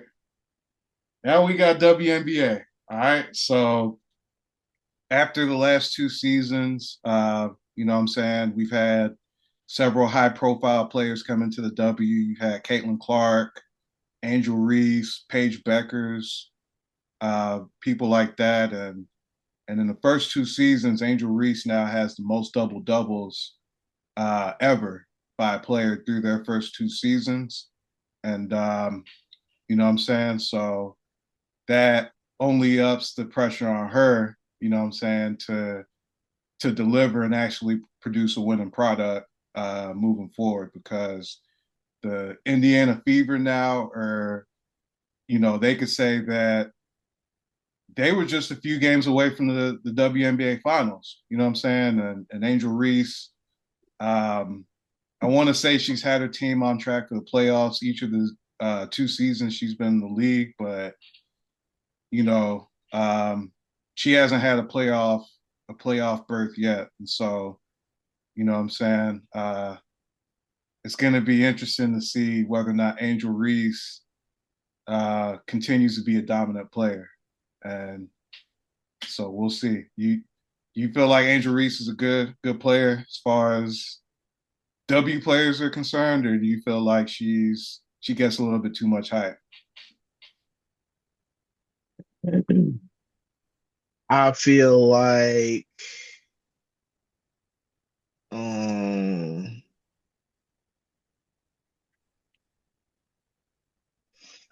I feel like it's more than one thing.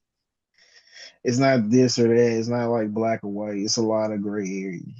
Yeah, Like how she, you can, I guess, maybe say, I don't want to, misspeak. yeah, How she carries herself. People don't really fuck with that. You know, I feel like, I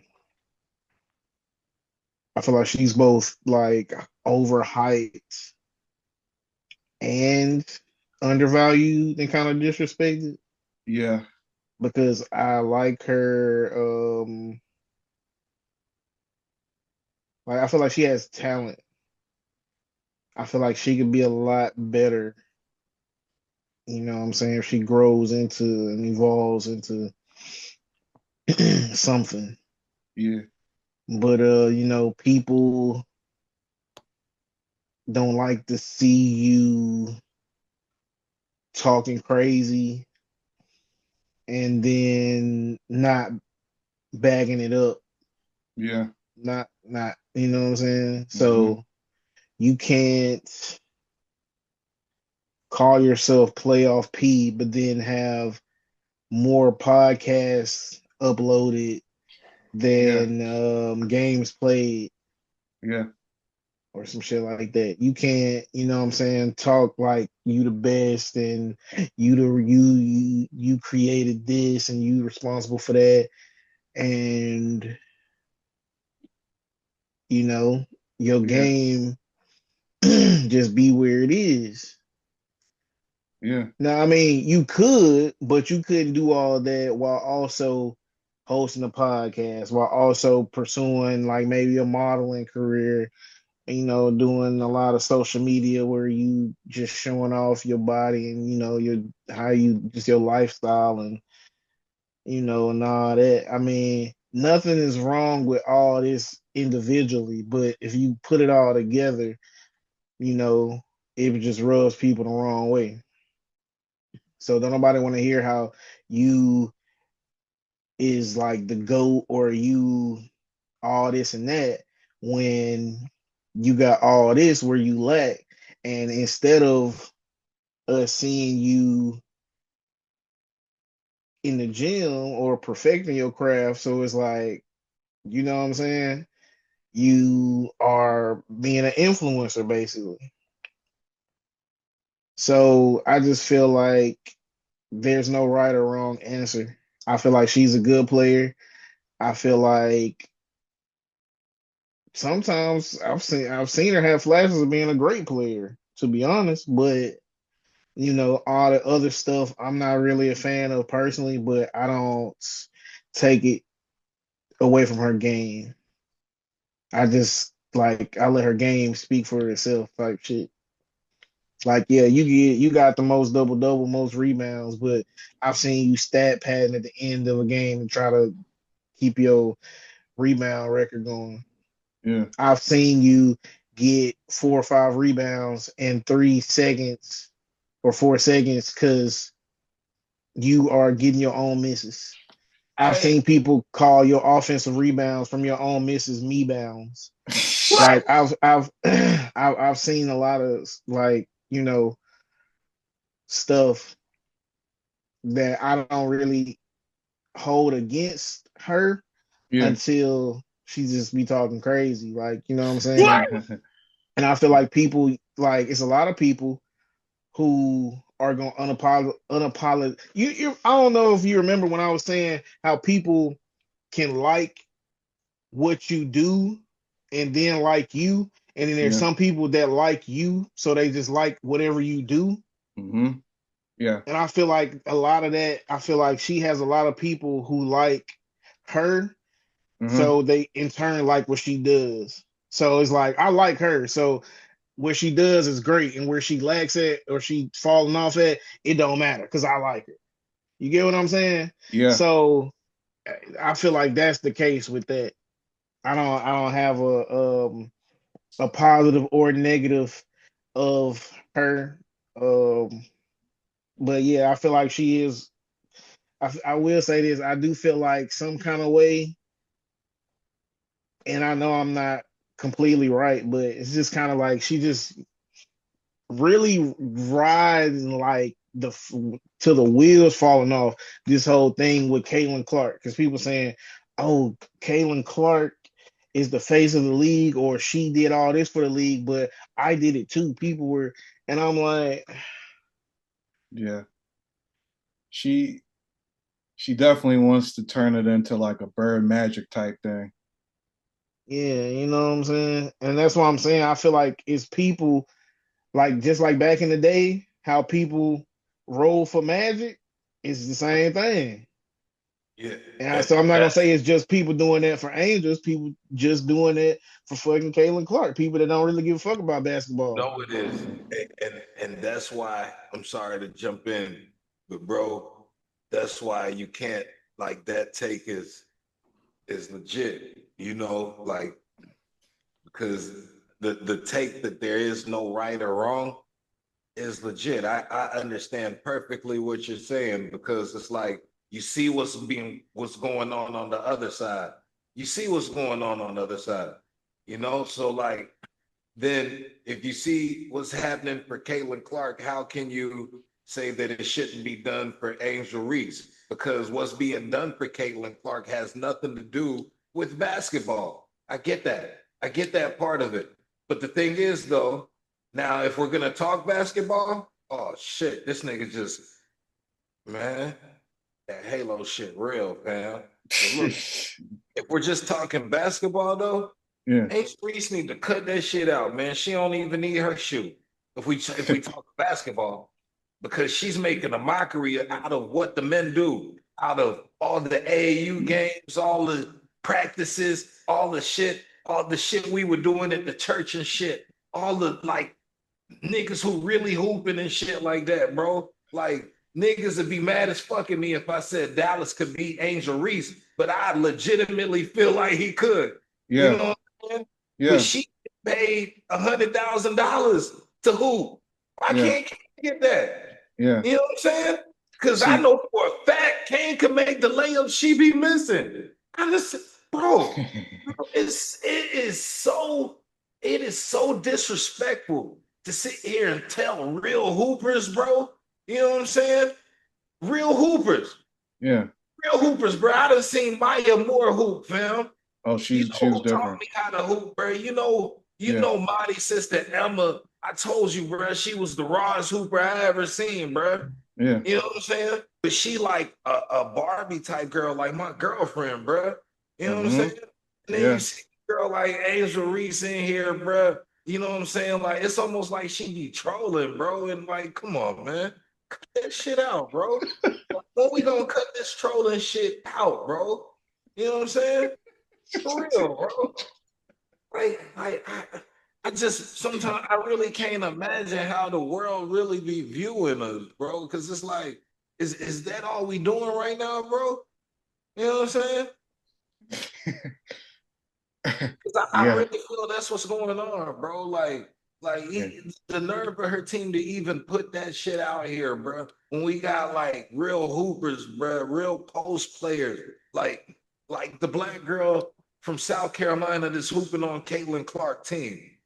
You yeah, know what I'm saying? Leah Boston. Yeah, Yeah, Angel Reese don't want nothing with that girl, bro. You know what she I'm nice saying? with it. No, Leah for Boston, real. nice. Angel Reese don't want nothing with that girl, bro. Yeah, But man, so I don't know, bro. But if we talking about the nature of racial tension and what I'm saying, like the bigger fight that's going on, and bro, you gotta support that girl, bro, because it's not just about basketball. You understand? And yeah, and professional sports just ain't about sports. You know what I'm saying? But we get passionate when we just talking about sports. You know what I'm saying? Because motherfuckers, So they whole life into that shit. so So so you know what I just realized? yeah, The reason, first of all, you kind of proved my point when I said there's no right and wrong because you I said said some that. shit. Hold on. No, I agree, but I'm just saying that when you started talking, you said some shit I agree with. Then you said some shit I didn't agree with. Then you went right back to some shit I agree with. There's no, you feel me? There's no right or wrong answer. But I will What did say I this: begin with by saying though? I, that you agree with me. But look though. This what I want to say. This is what I want to say. This is what I want to say. yeah. Jesus fucking Christ, man. I just realized that I've been looking at this Caitlin Clark thing and Angel Reese thing just basketball. I ain't been looking at it as politics. That's what I've been looking at it as. Yo, y'all gonna make me retire early, But B. see, I know what's going on though. But I've been just looking at it basketball. You know what I'm saying? Y'all gonna make me retire, bro. You know what I'm saying? I'm too. Nah, man, that's it, bro. Next week, bro. Next week. No, I'm saying like from this Halo shit. That's all talking to y'all. Y'all crazy, So man. you'd agree with Michael Porter Jr. then, because Michael Porter Jr. said that when he was in the eighth grade, he could beat Angel Reese or he could beat WNBA players. Look, man. The shit you didn't agree with was me saying you could beat her now. That's Who, the shit. me? I'm talking about Kane. Oh, Well, yeah, I don't agree with that either. But I don't remember exactly what you said, to be honest. You ain't know who. But I don't agree with that either for sure. You ain't know who, bro. I thought I you. gotta I gotta I gotta get in. I gotta get in some shape. Feel like yeah, yeah, yeah. she getting up and down the floor. Bro, a Hooper. We talking about one-on-one shit, bro. Like, man, I done seen this girl miss open layups. Open. Yeah, but she gonna be trying to do some shit to me, bro. Just cause I'm a man. I don't, Unless she was and missing, then I'm gonna have to play for real. bro. Unless she was just missing them layups just to get her own rebound, then Also, you know what I'm saying? I had an injury, so I'm not even sure my game is anything Yeah. like it used to be. See, I could stand in the post though. I mean, I would. I mean, I I guard her in the post. That'd be fun. Hmm. I don't know, bro. As far as the Michael Porter Jr. thing, I saw a video of some sixth graders or some middle schoolers, rather, some middle schoolers playing some girls, and some of them was like WNBA players. So, and it was like a close game. Also, I saw somebody saying it was like this is so and so in the eighth grade, and it was like, and it was a fire like little hoop mixtape or whatever, little highlight reel, if and it then was and it then Peyton, somebody, was it Diana Taurasi, Maya Moore, one of them Johns? Because nah, if it was a guy, Angel it was Reese, somebody in the NBA, all right, but then somebody quoted that video with a video of Michael Porter Jr. eighth grade highlight, and it was like I'm starting to believe Michael Porter Jr. went line. This is him in the eighth grade, so. it was Of snipe. course, man. So we gotta, you know what I'm saying? Like when Asia was saying she would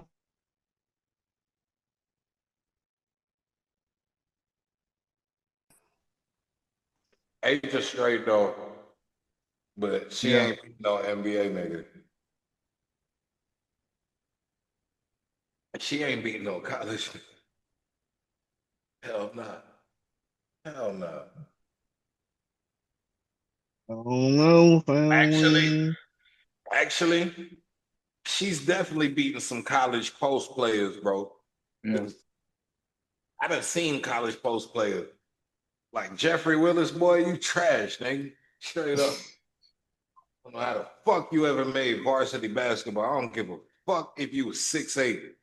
Hell no. Man, you know, man, niggas Somebody our just height caught gotta a some we good. somebody Nigga, just caught a stray out of yeah, nowhere. straight up. Nah, straight up, bro. That shit gotta be said, bro. Like, niggas be tall as fuck, bro. Like, niggas just will not believe they sorry as fuck, bro. You know what I'm saying? But there's no reason, bro. Niggas just, man, hell no. Straight up. Nigga make varsity because he's 6'8", but be trash. Might as well have just put that nigga on JV and let him develop his game. Feel me? That shit gonna take up a spot for somebody who could really play. That shit be goofy as fuck, bro. Nigga said somebody caught straight. Hey man. All right. So I think we just got one more topic. Then we got our origins, the editorials.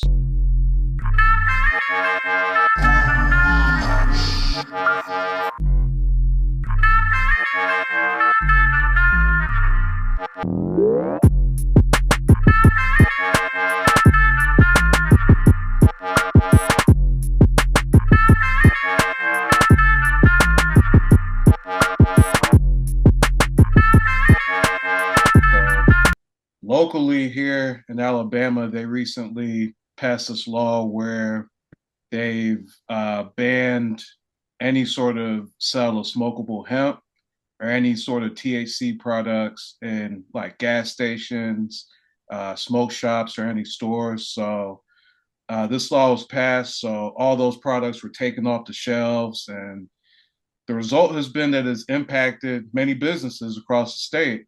And just further this conversation as to whether or not hemp, THC, marijuana should be banned. So, what do we think? Um, I don't really think anything Yeah, because to be honest, in order for me to make a a decision, or I mean, for me to answer that question, I would have to know the reasoning for it being banned in the first place. yeah. And that's just me though. Now, maybe Well, if I was big on the type of stuff that got banned, I might have more of an opinion or whatever. But for me to not even know why they did it is well, kind of just like it's let's just just go off whatever. the headline. So the headline, this is a headline from AL.com, and they said that the hemp law looked to tame the Wild West. So I guess just this idea that you had all these legal hemp products, legal THC derivatives, and because all of them were legalized, it started to create like an enforcement problem where now all the illegal stuff is now, what I'm saying, harder to deal with.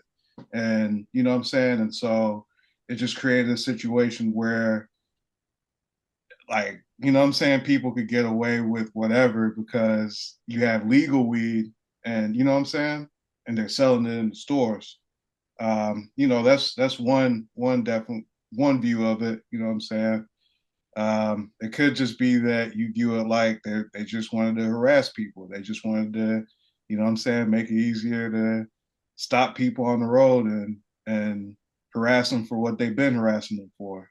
I don't know, you know what I'm saying? But that's they just put this new one on us for sure. Okay, so let's just say that's the reasoning. They lame as fuck. They lame as fuck. Let me tell you something, bro. I got out of some shit like that before because you remember when you was at Duke and you would come home like every maybe 3 to 6 months or whatever, and you would Yeah, bring some CBD from up there. yeah, I had one of those jars and it had everything, the percentages. It said it was TCH or TCA or whatever, CBD. No, it said it was CBD, whatever. yeah. And I got pulled over. I had real weed in it, but Mm-hmm. it was in that jar. Yeah, So I that's a was deep way. smoking. I was smoking a joint while I was driving, and they turned the lights on. So I tossed the joint, and I just keep driving slow because I don't know where I'm at, but I'm just driving slow. Like I don't know what I really want to do. So when they finally pulled me over, they like, they hostile. But I'm like, yeah, I got weed in the car or whatever, but that's it. I ain't got no gun. Woody woody whoop. So I told them where the weed was. I was like, well, I didn't say weed. I said CBD. You know what I'm saying? And since the weed was in the CBD jar, they ain't even take it. They just let me go. They was like, next time don't be smoking while you driving type shit. Because we smell it in your car. So I can definitely, you feel me? Yeah. I can definitely, and this was like 2021, I think. Mm-hmm. So I can definitely see how they would be pissed off. Yeah. But at the same time, I think that is just like them like not being able to, you feel me, lock you up. I don't feel like me having this, like it should just be like it is. It should just be legal, bro. To be honest, all the shit should just be legal. It just should be, and that way y'all can sell it and y'all can get y'all taxes off whatever. Whoop de whoop de whoop. People should be able to. I should, you know what I'm saying? Like in Yeah. Cali, past this certain amount is too much or whatever. Okay, cool. Like it ain't hurting nobody, bro. That Yeah. other shit that they don't want people in jail on, like the heroin, the meth use, they don't want them niggas in jail because the maintenance, the health wise, to keep like to deal with them like withdrawals and all that costs way more than it would for somebody dealing with weed withdrawals. Yeah. For So they real. don't really, they ain't really pressed to, and they, you know what I'm saying? Y'all know what's going on. You Yeah. feel me? Yeah. But at the same time, that's why I say they lame, because you see niggas is finding the loophole, then you want to switch it up, bro. That's lame, bro. You should at least gave us like a couple more years to finesse. Like, I don't know, bro. Like y'all just made Yeah. shit legal like a year or two ago. Now Yeah. y'all now everything. Come on. It's a But the crazy thing is, you can still have like a 3-5 or some real weed and not go to jail now, Hmm. right? Ain't that how it is now? You can have I, like a little small amount and I, it just be like a ticket, a fine. Yeah. But now the hemp shit, man, what sense do this make, bro? I it's don't get it. a funny thing, like especially especially where we at, bro. You know, like all right, because Yeah. we talking about that state, but like the Alabama thing, it's always been to keep the power, in the hands of a few, bro. Because if you just look at how Tuscaloosa was gonna go about giving their permits to businesses or growers or whatnot, like they had a whole board that was gonna approve or disapprove permits, right? Applications. They took an application fee. They had thousands of applications. Now, they were only going to give out 5 permits. And of those 5 permits, a couple of those 5 permits, they already knew who they were going to give them to because they were members of the board. So you mean to tell me the people who are going to approve or disapprove these applications, you know what I'm saying? The Mhm. people who are going to approve or disapprove them, like 3 of them are already gonna get permits, and you guys only giving out 5 type shit, bro. You know what I'm Yeah. saying? That's the type of shit that's going on in Alabama, bro. Like, for real, man. Yeah. And so, like, when you got that type of shit, it makes the picture even more clear of why they want the shit to be illegal, bro. Because people that look like you, dog, are still in prison over charges related to cannabis, dog. And when it gets fully legal, bro, they don't want to have to uh, uh, uh, uh, what's the word? All right, you know how black people are looking for money. They don't want to be any reparation. All right, Mm-hmm.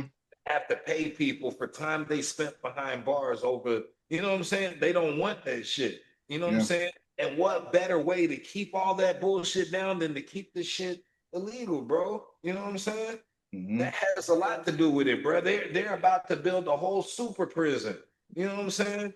And now when they could give a nigga, a white person, 5 years for rape, but a nigga 10 years for 2 pounds of weed, they could give Crazy. a nigga 10, 50. Bro, I spend so much time with niggas 20 split threes, 10 split threes, 20 split fives, 10 years sentences. These are their first offenses, bro.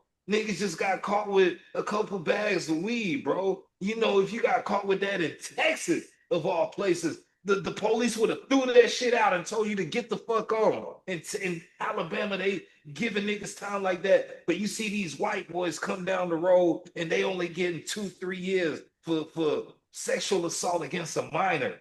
Wow. You know what I'm saying? Yeah, they want the like bro, man. It's crazy. Motherfuckers to see what's happening in Sudan, bro. They see niggas getting killed in Sudan, bro.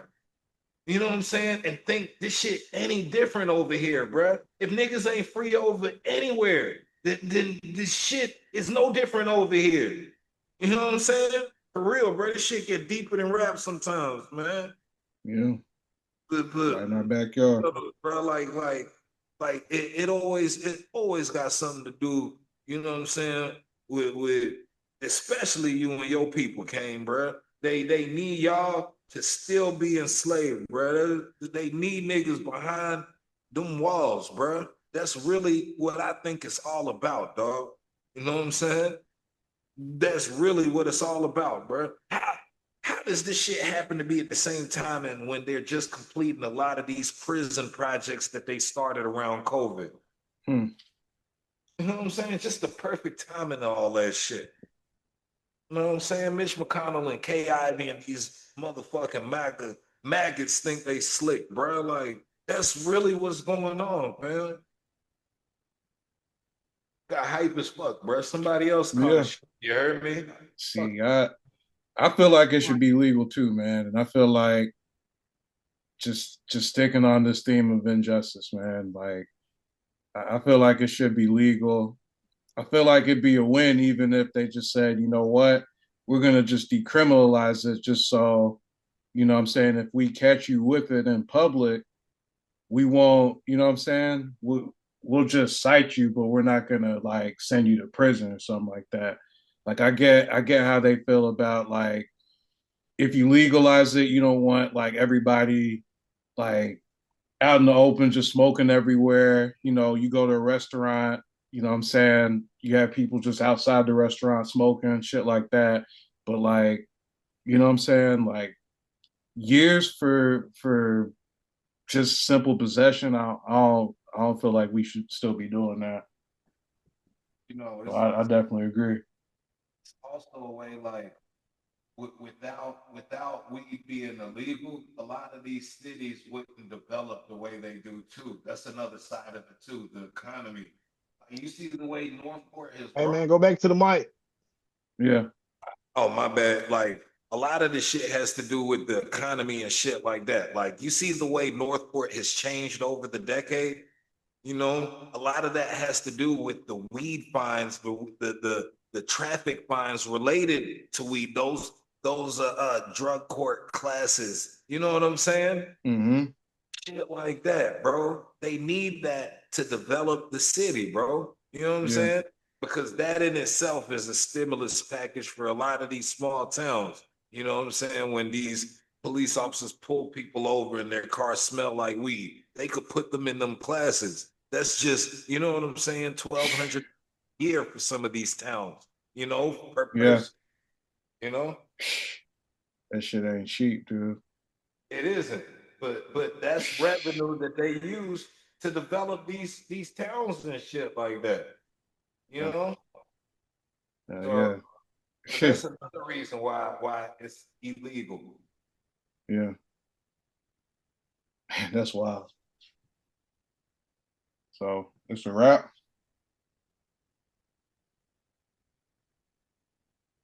All right.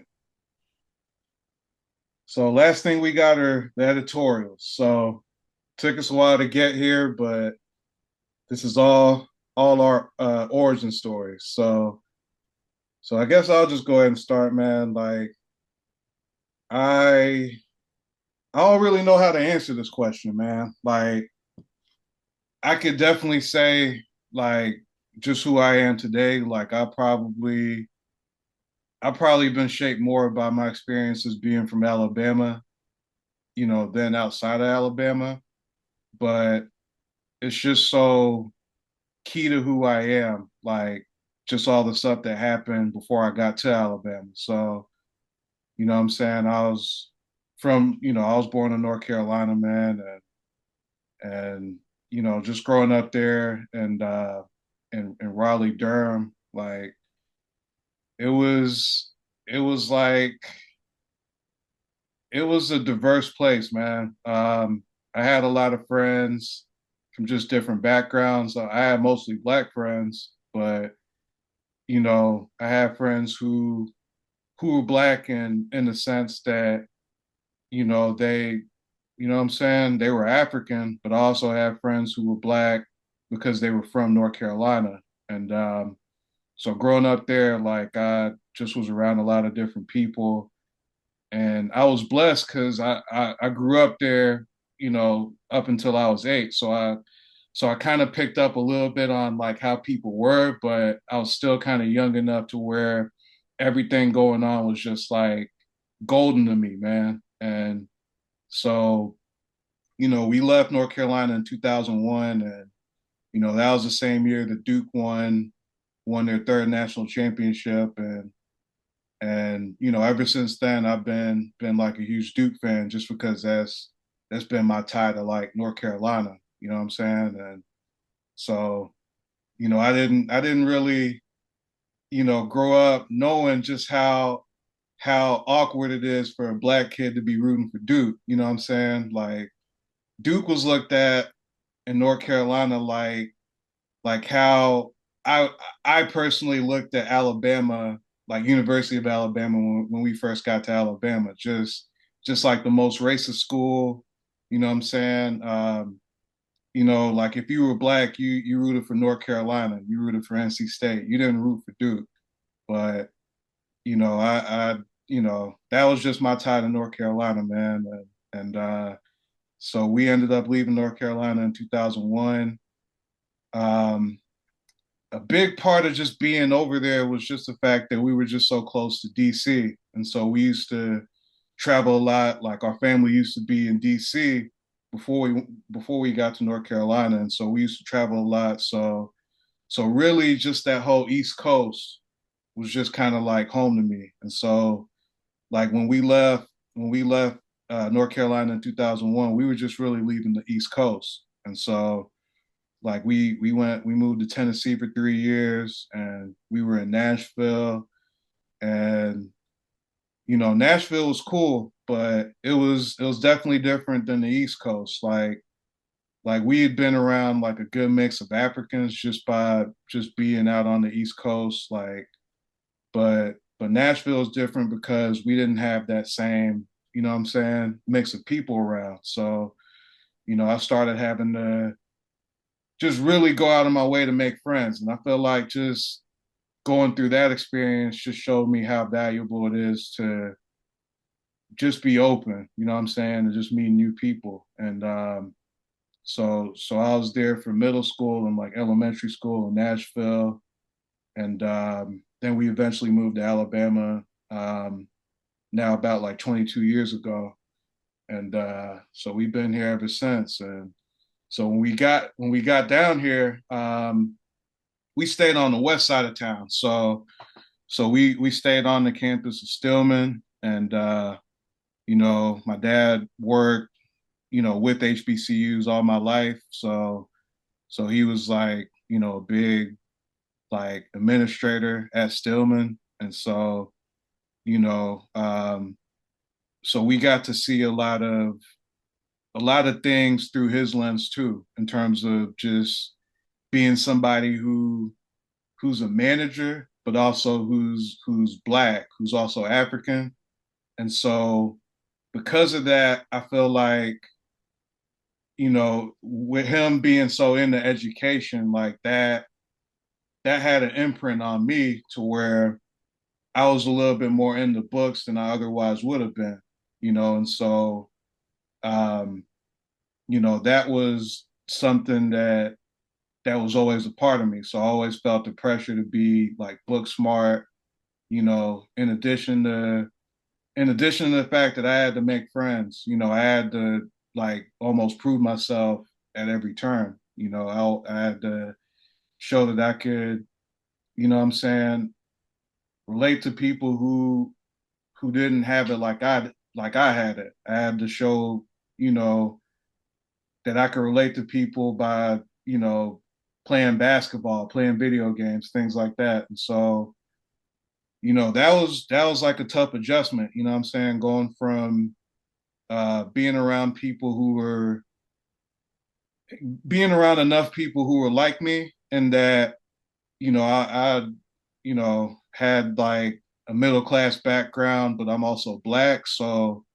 like I have to, you know, try to prove myself because I'm black, but I also have to, you know, I'm also good because of where I come from, you know, who my family is and what they do. And so, you know, that was always a challenge for me, man. And growing up on West Side in the West Side, you know, if you've never been to Tuscaloosa, West Tuscaloosa is like the black part of town. And so like all the schools on that side of town are, you know, predominantly black. And just like all the things that you can imagine, like hearing all the stories about Alabama in the history books, you know what I'm saying, about how like unequal things are, just kind of seeing that coming from where we came from, you could tell the difference that, okay, there's something a little bit off, you know, about how things are. And, you know, even like just going across town to, you know, where Kane went to school, Northridge, like you could see the difference between those two places in this town. And so, you know, I feel like I kind of closed off like once I got to Tuscaloosa, in that, you know, I started not believing in myself the same way I used to, and that, you know, going to a school like Central that's all black, where you're not around like everybody and you get a feel for like how everything is, you just start feeling like you're less than, you know what I'm saying? And so I just remember going through Central, and just every time I go to a place like Northridge, or anytime I go to a place like Paul Bryant, I'm like, wow, because I'm like, you know, this is how this shit should be. Like this shit should be like, you know what I'm saying? Like where you got a good mix of different people, to where it doesn't feel like you're being limited. You know what I'm saying? And but you know, I just feel like I just related to people like ever since being in Alabama, just by playing a lot of basketball, man. And that's been my thing, you know. And I feel like that's a good spill of who I am. I ended up going to Stillman, and I did graduate school at Alabama and Duke.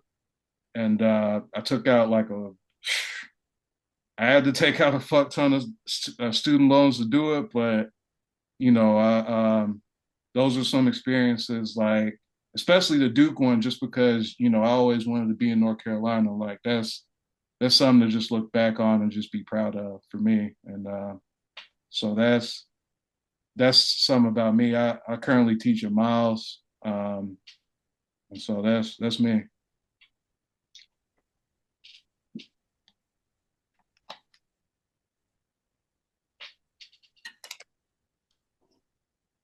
bro. Well, I was gonna let you go, bro. I hear a lot of, you know. You might. I was gonna let you go ahead and go, bro.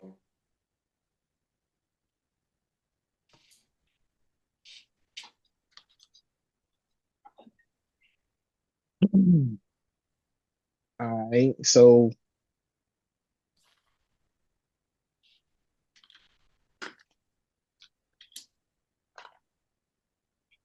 me personally, when people ask me where I'm from, I say I'm from Walker County. And they be like, for real, how long you been in Tuscaloosa? I say, shit, it's in my third grade. They be like, bro, you from Tuscaloosa? What are you talking about? Bro, you can't tell me where I'm from. But, you know what I'm saying? I grew up in a little small town. I don't think it's a city, a little small town called Sipsey. There's one gas station.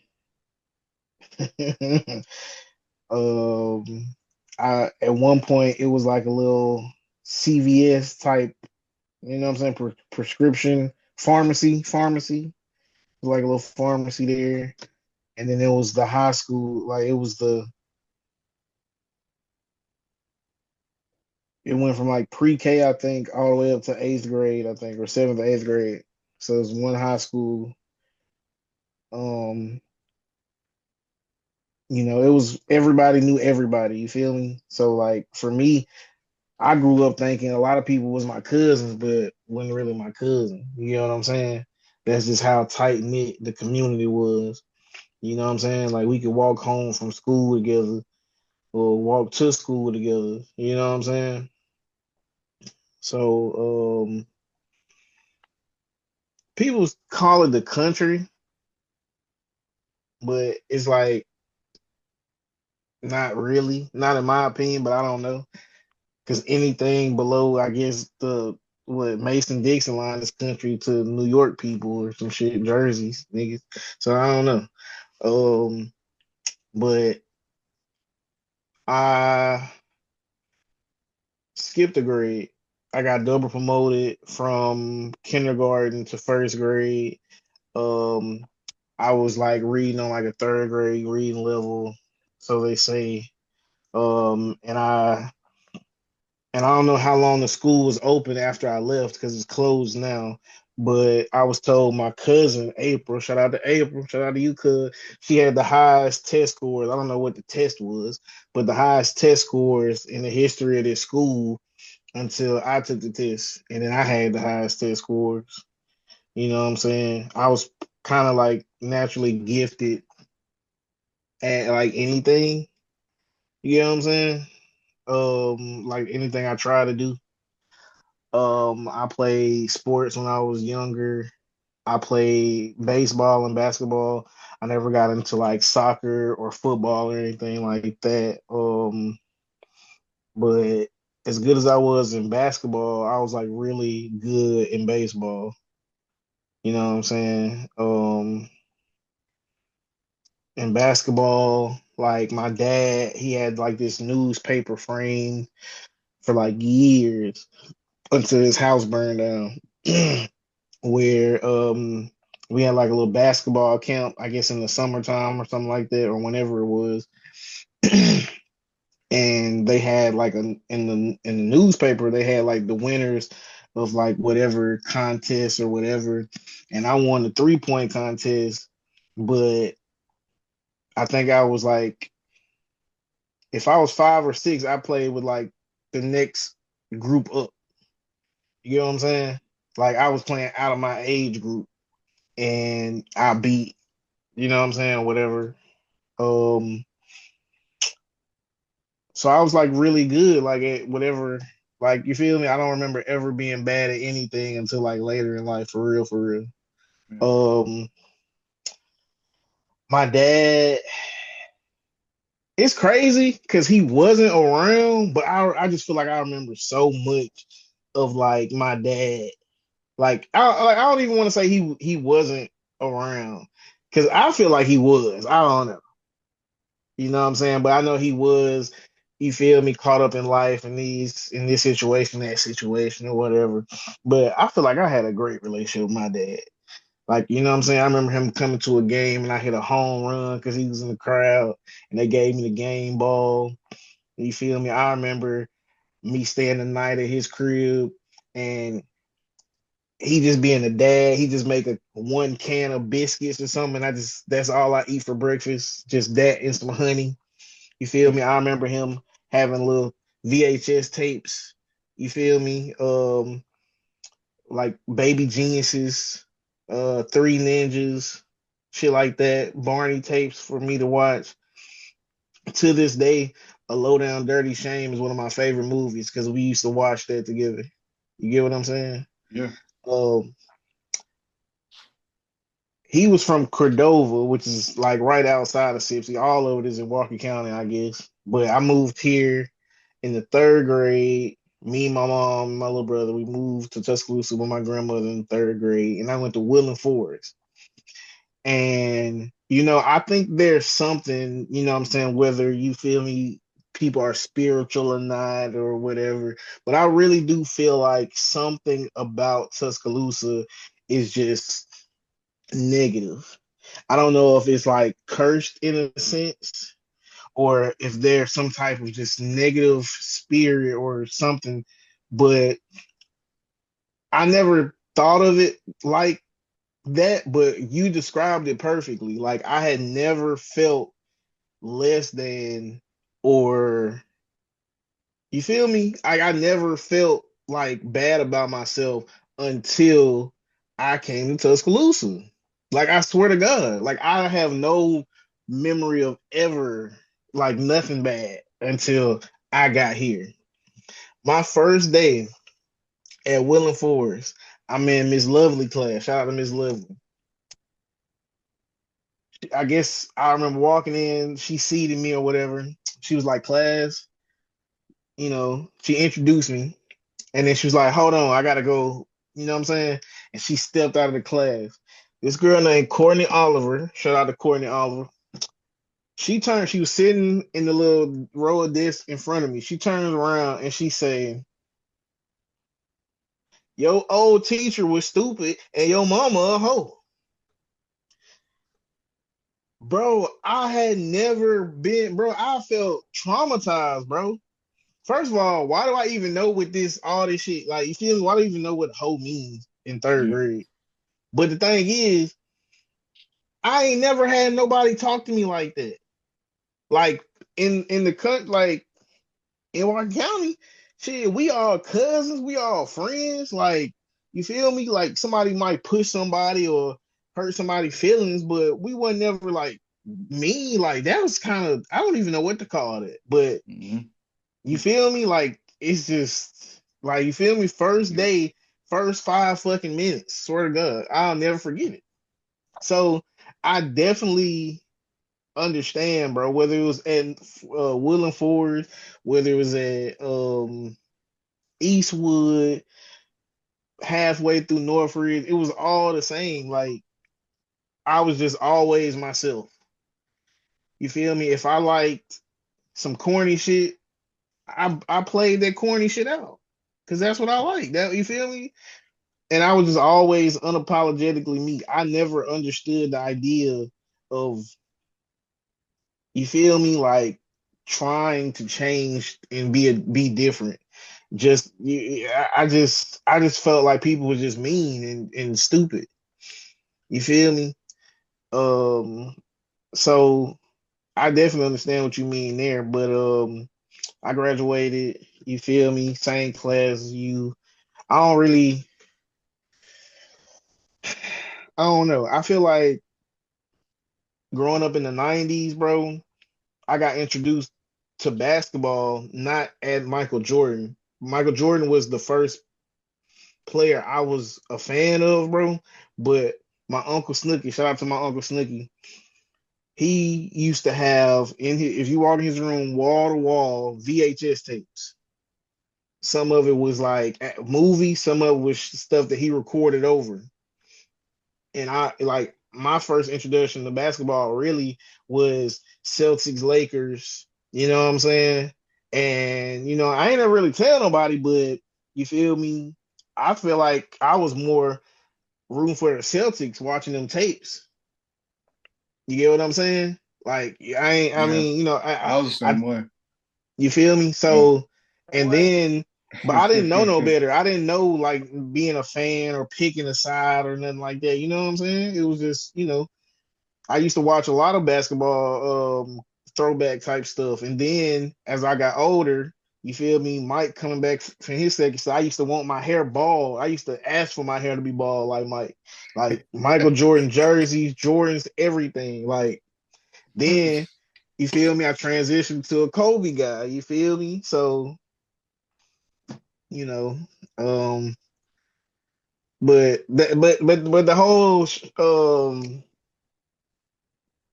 whole basketball camp thing. He was like, we was talking about whether or not I'm good or not or whatever.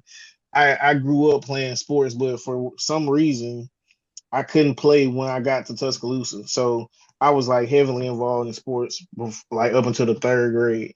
So whatever I became when I was hooping with y'all, that was just from whatever I got a chance to do whenever a basketball and a hoop was around. You know, who knows where it could have been, especially with baseball. You know what I'm saying? So,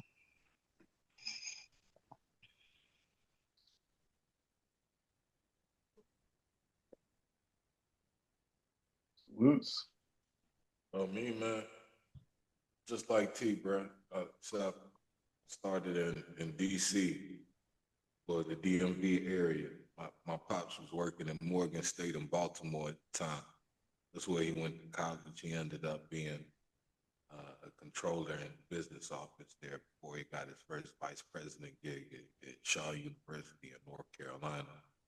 But at the time, DC was murder capital. Him getting a job in North Carolina was probably one of the best things me and Tom, because we got some cousins who didn't live to see 2025. Rest in peace, Aya Tongu, my boy Kevin and Bio, man. But yeah, man, like if it wasn't for probably the violence and everything, man, because my pops could have got a job anywhere in the world, bro. With his accolades, bro, he probably would have stayed there because, DC has a very large Sierra Leonean community. And my pops helped build the organization there. So, like one of the biggest problems in the Black community is people not knowing who they are. And a lot of people can't go far in life because they don't understand knowledge itself.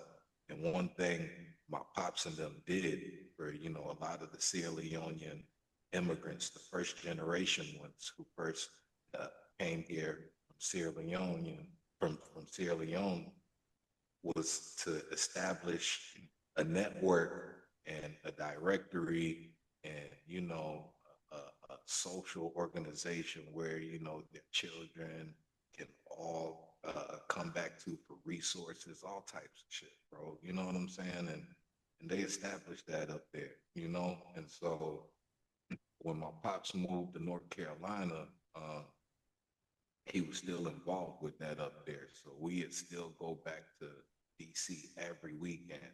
Literally every weekend, we were going back rally back to DC. So DC still was our home. So even though like T talks about growing up in North Carolina, he grew up in DC too. Got family in Langley Park, Northwest DC, Northeast. We got people all throughout Maryland and Northern Virginia, man. So always going back. And then the war broke out around, T's elementary ages, around the 90s. The war broke out where my people are from. Um, it started in Liberia, but they needed the diamonds that are in the country where my parents are from.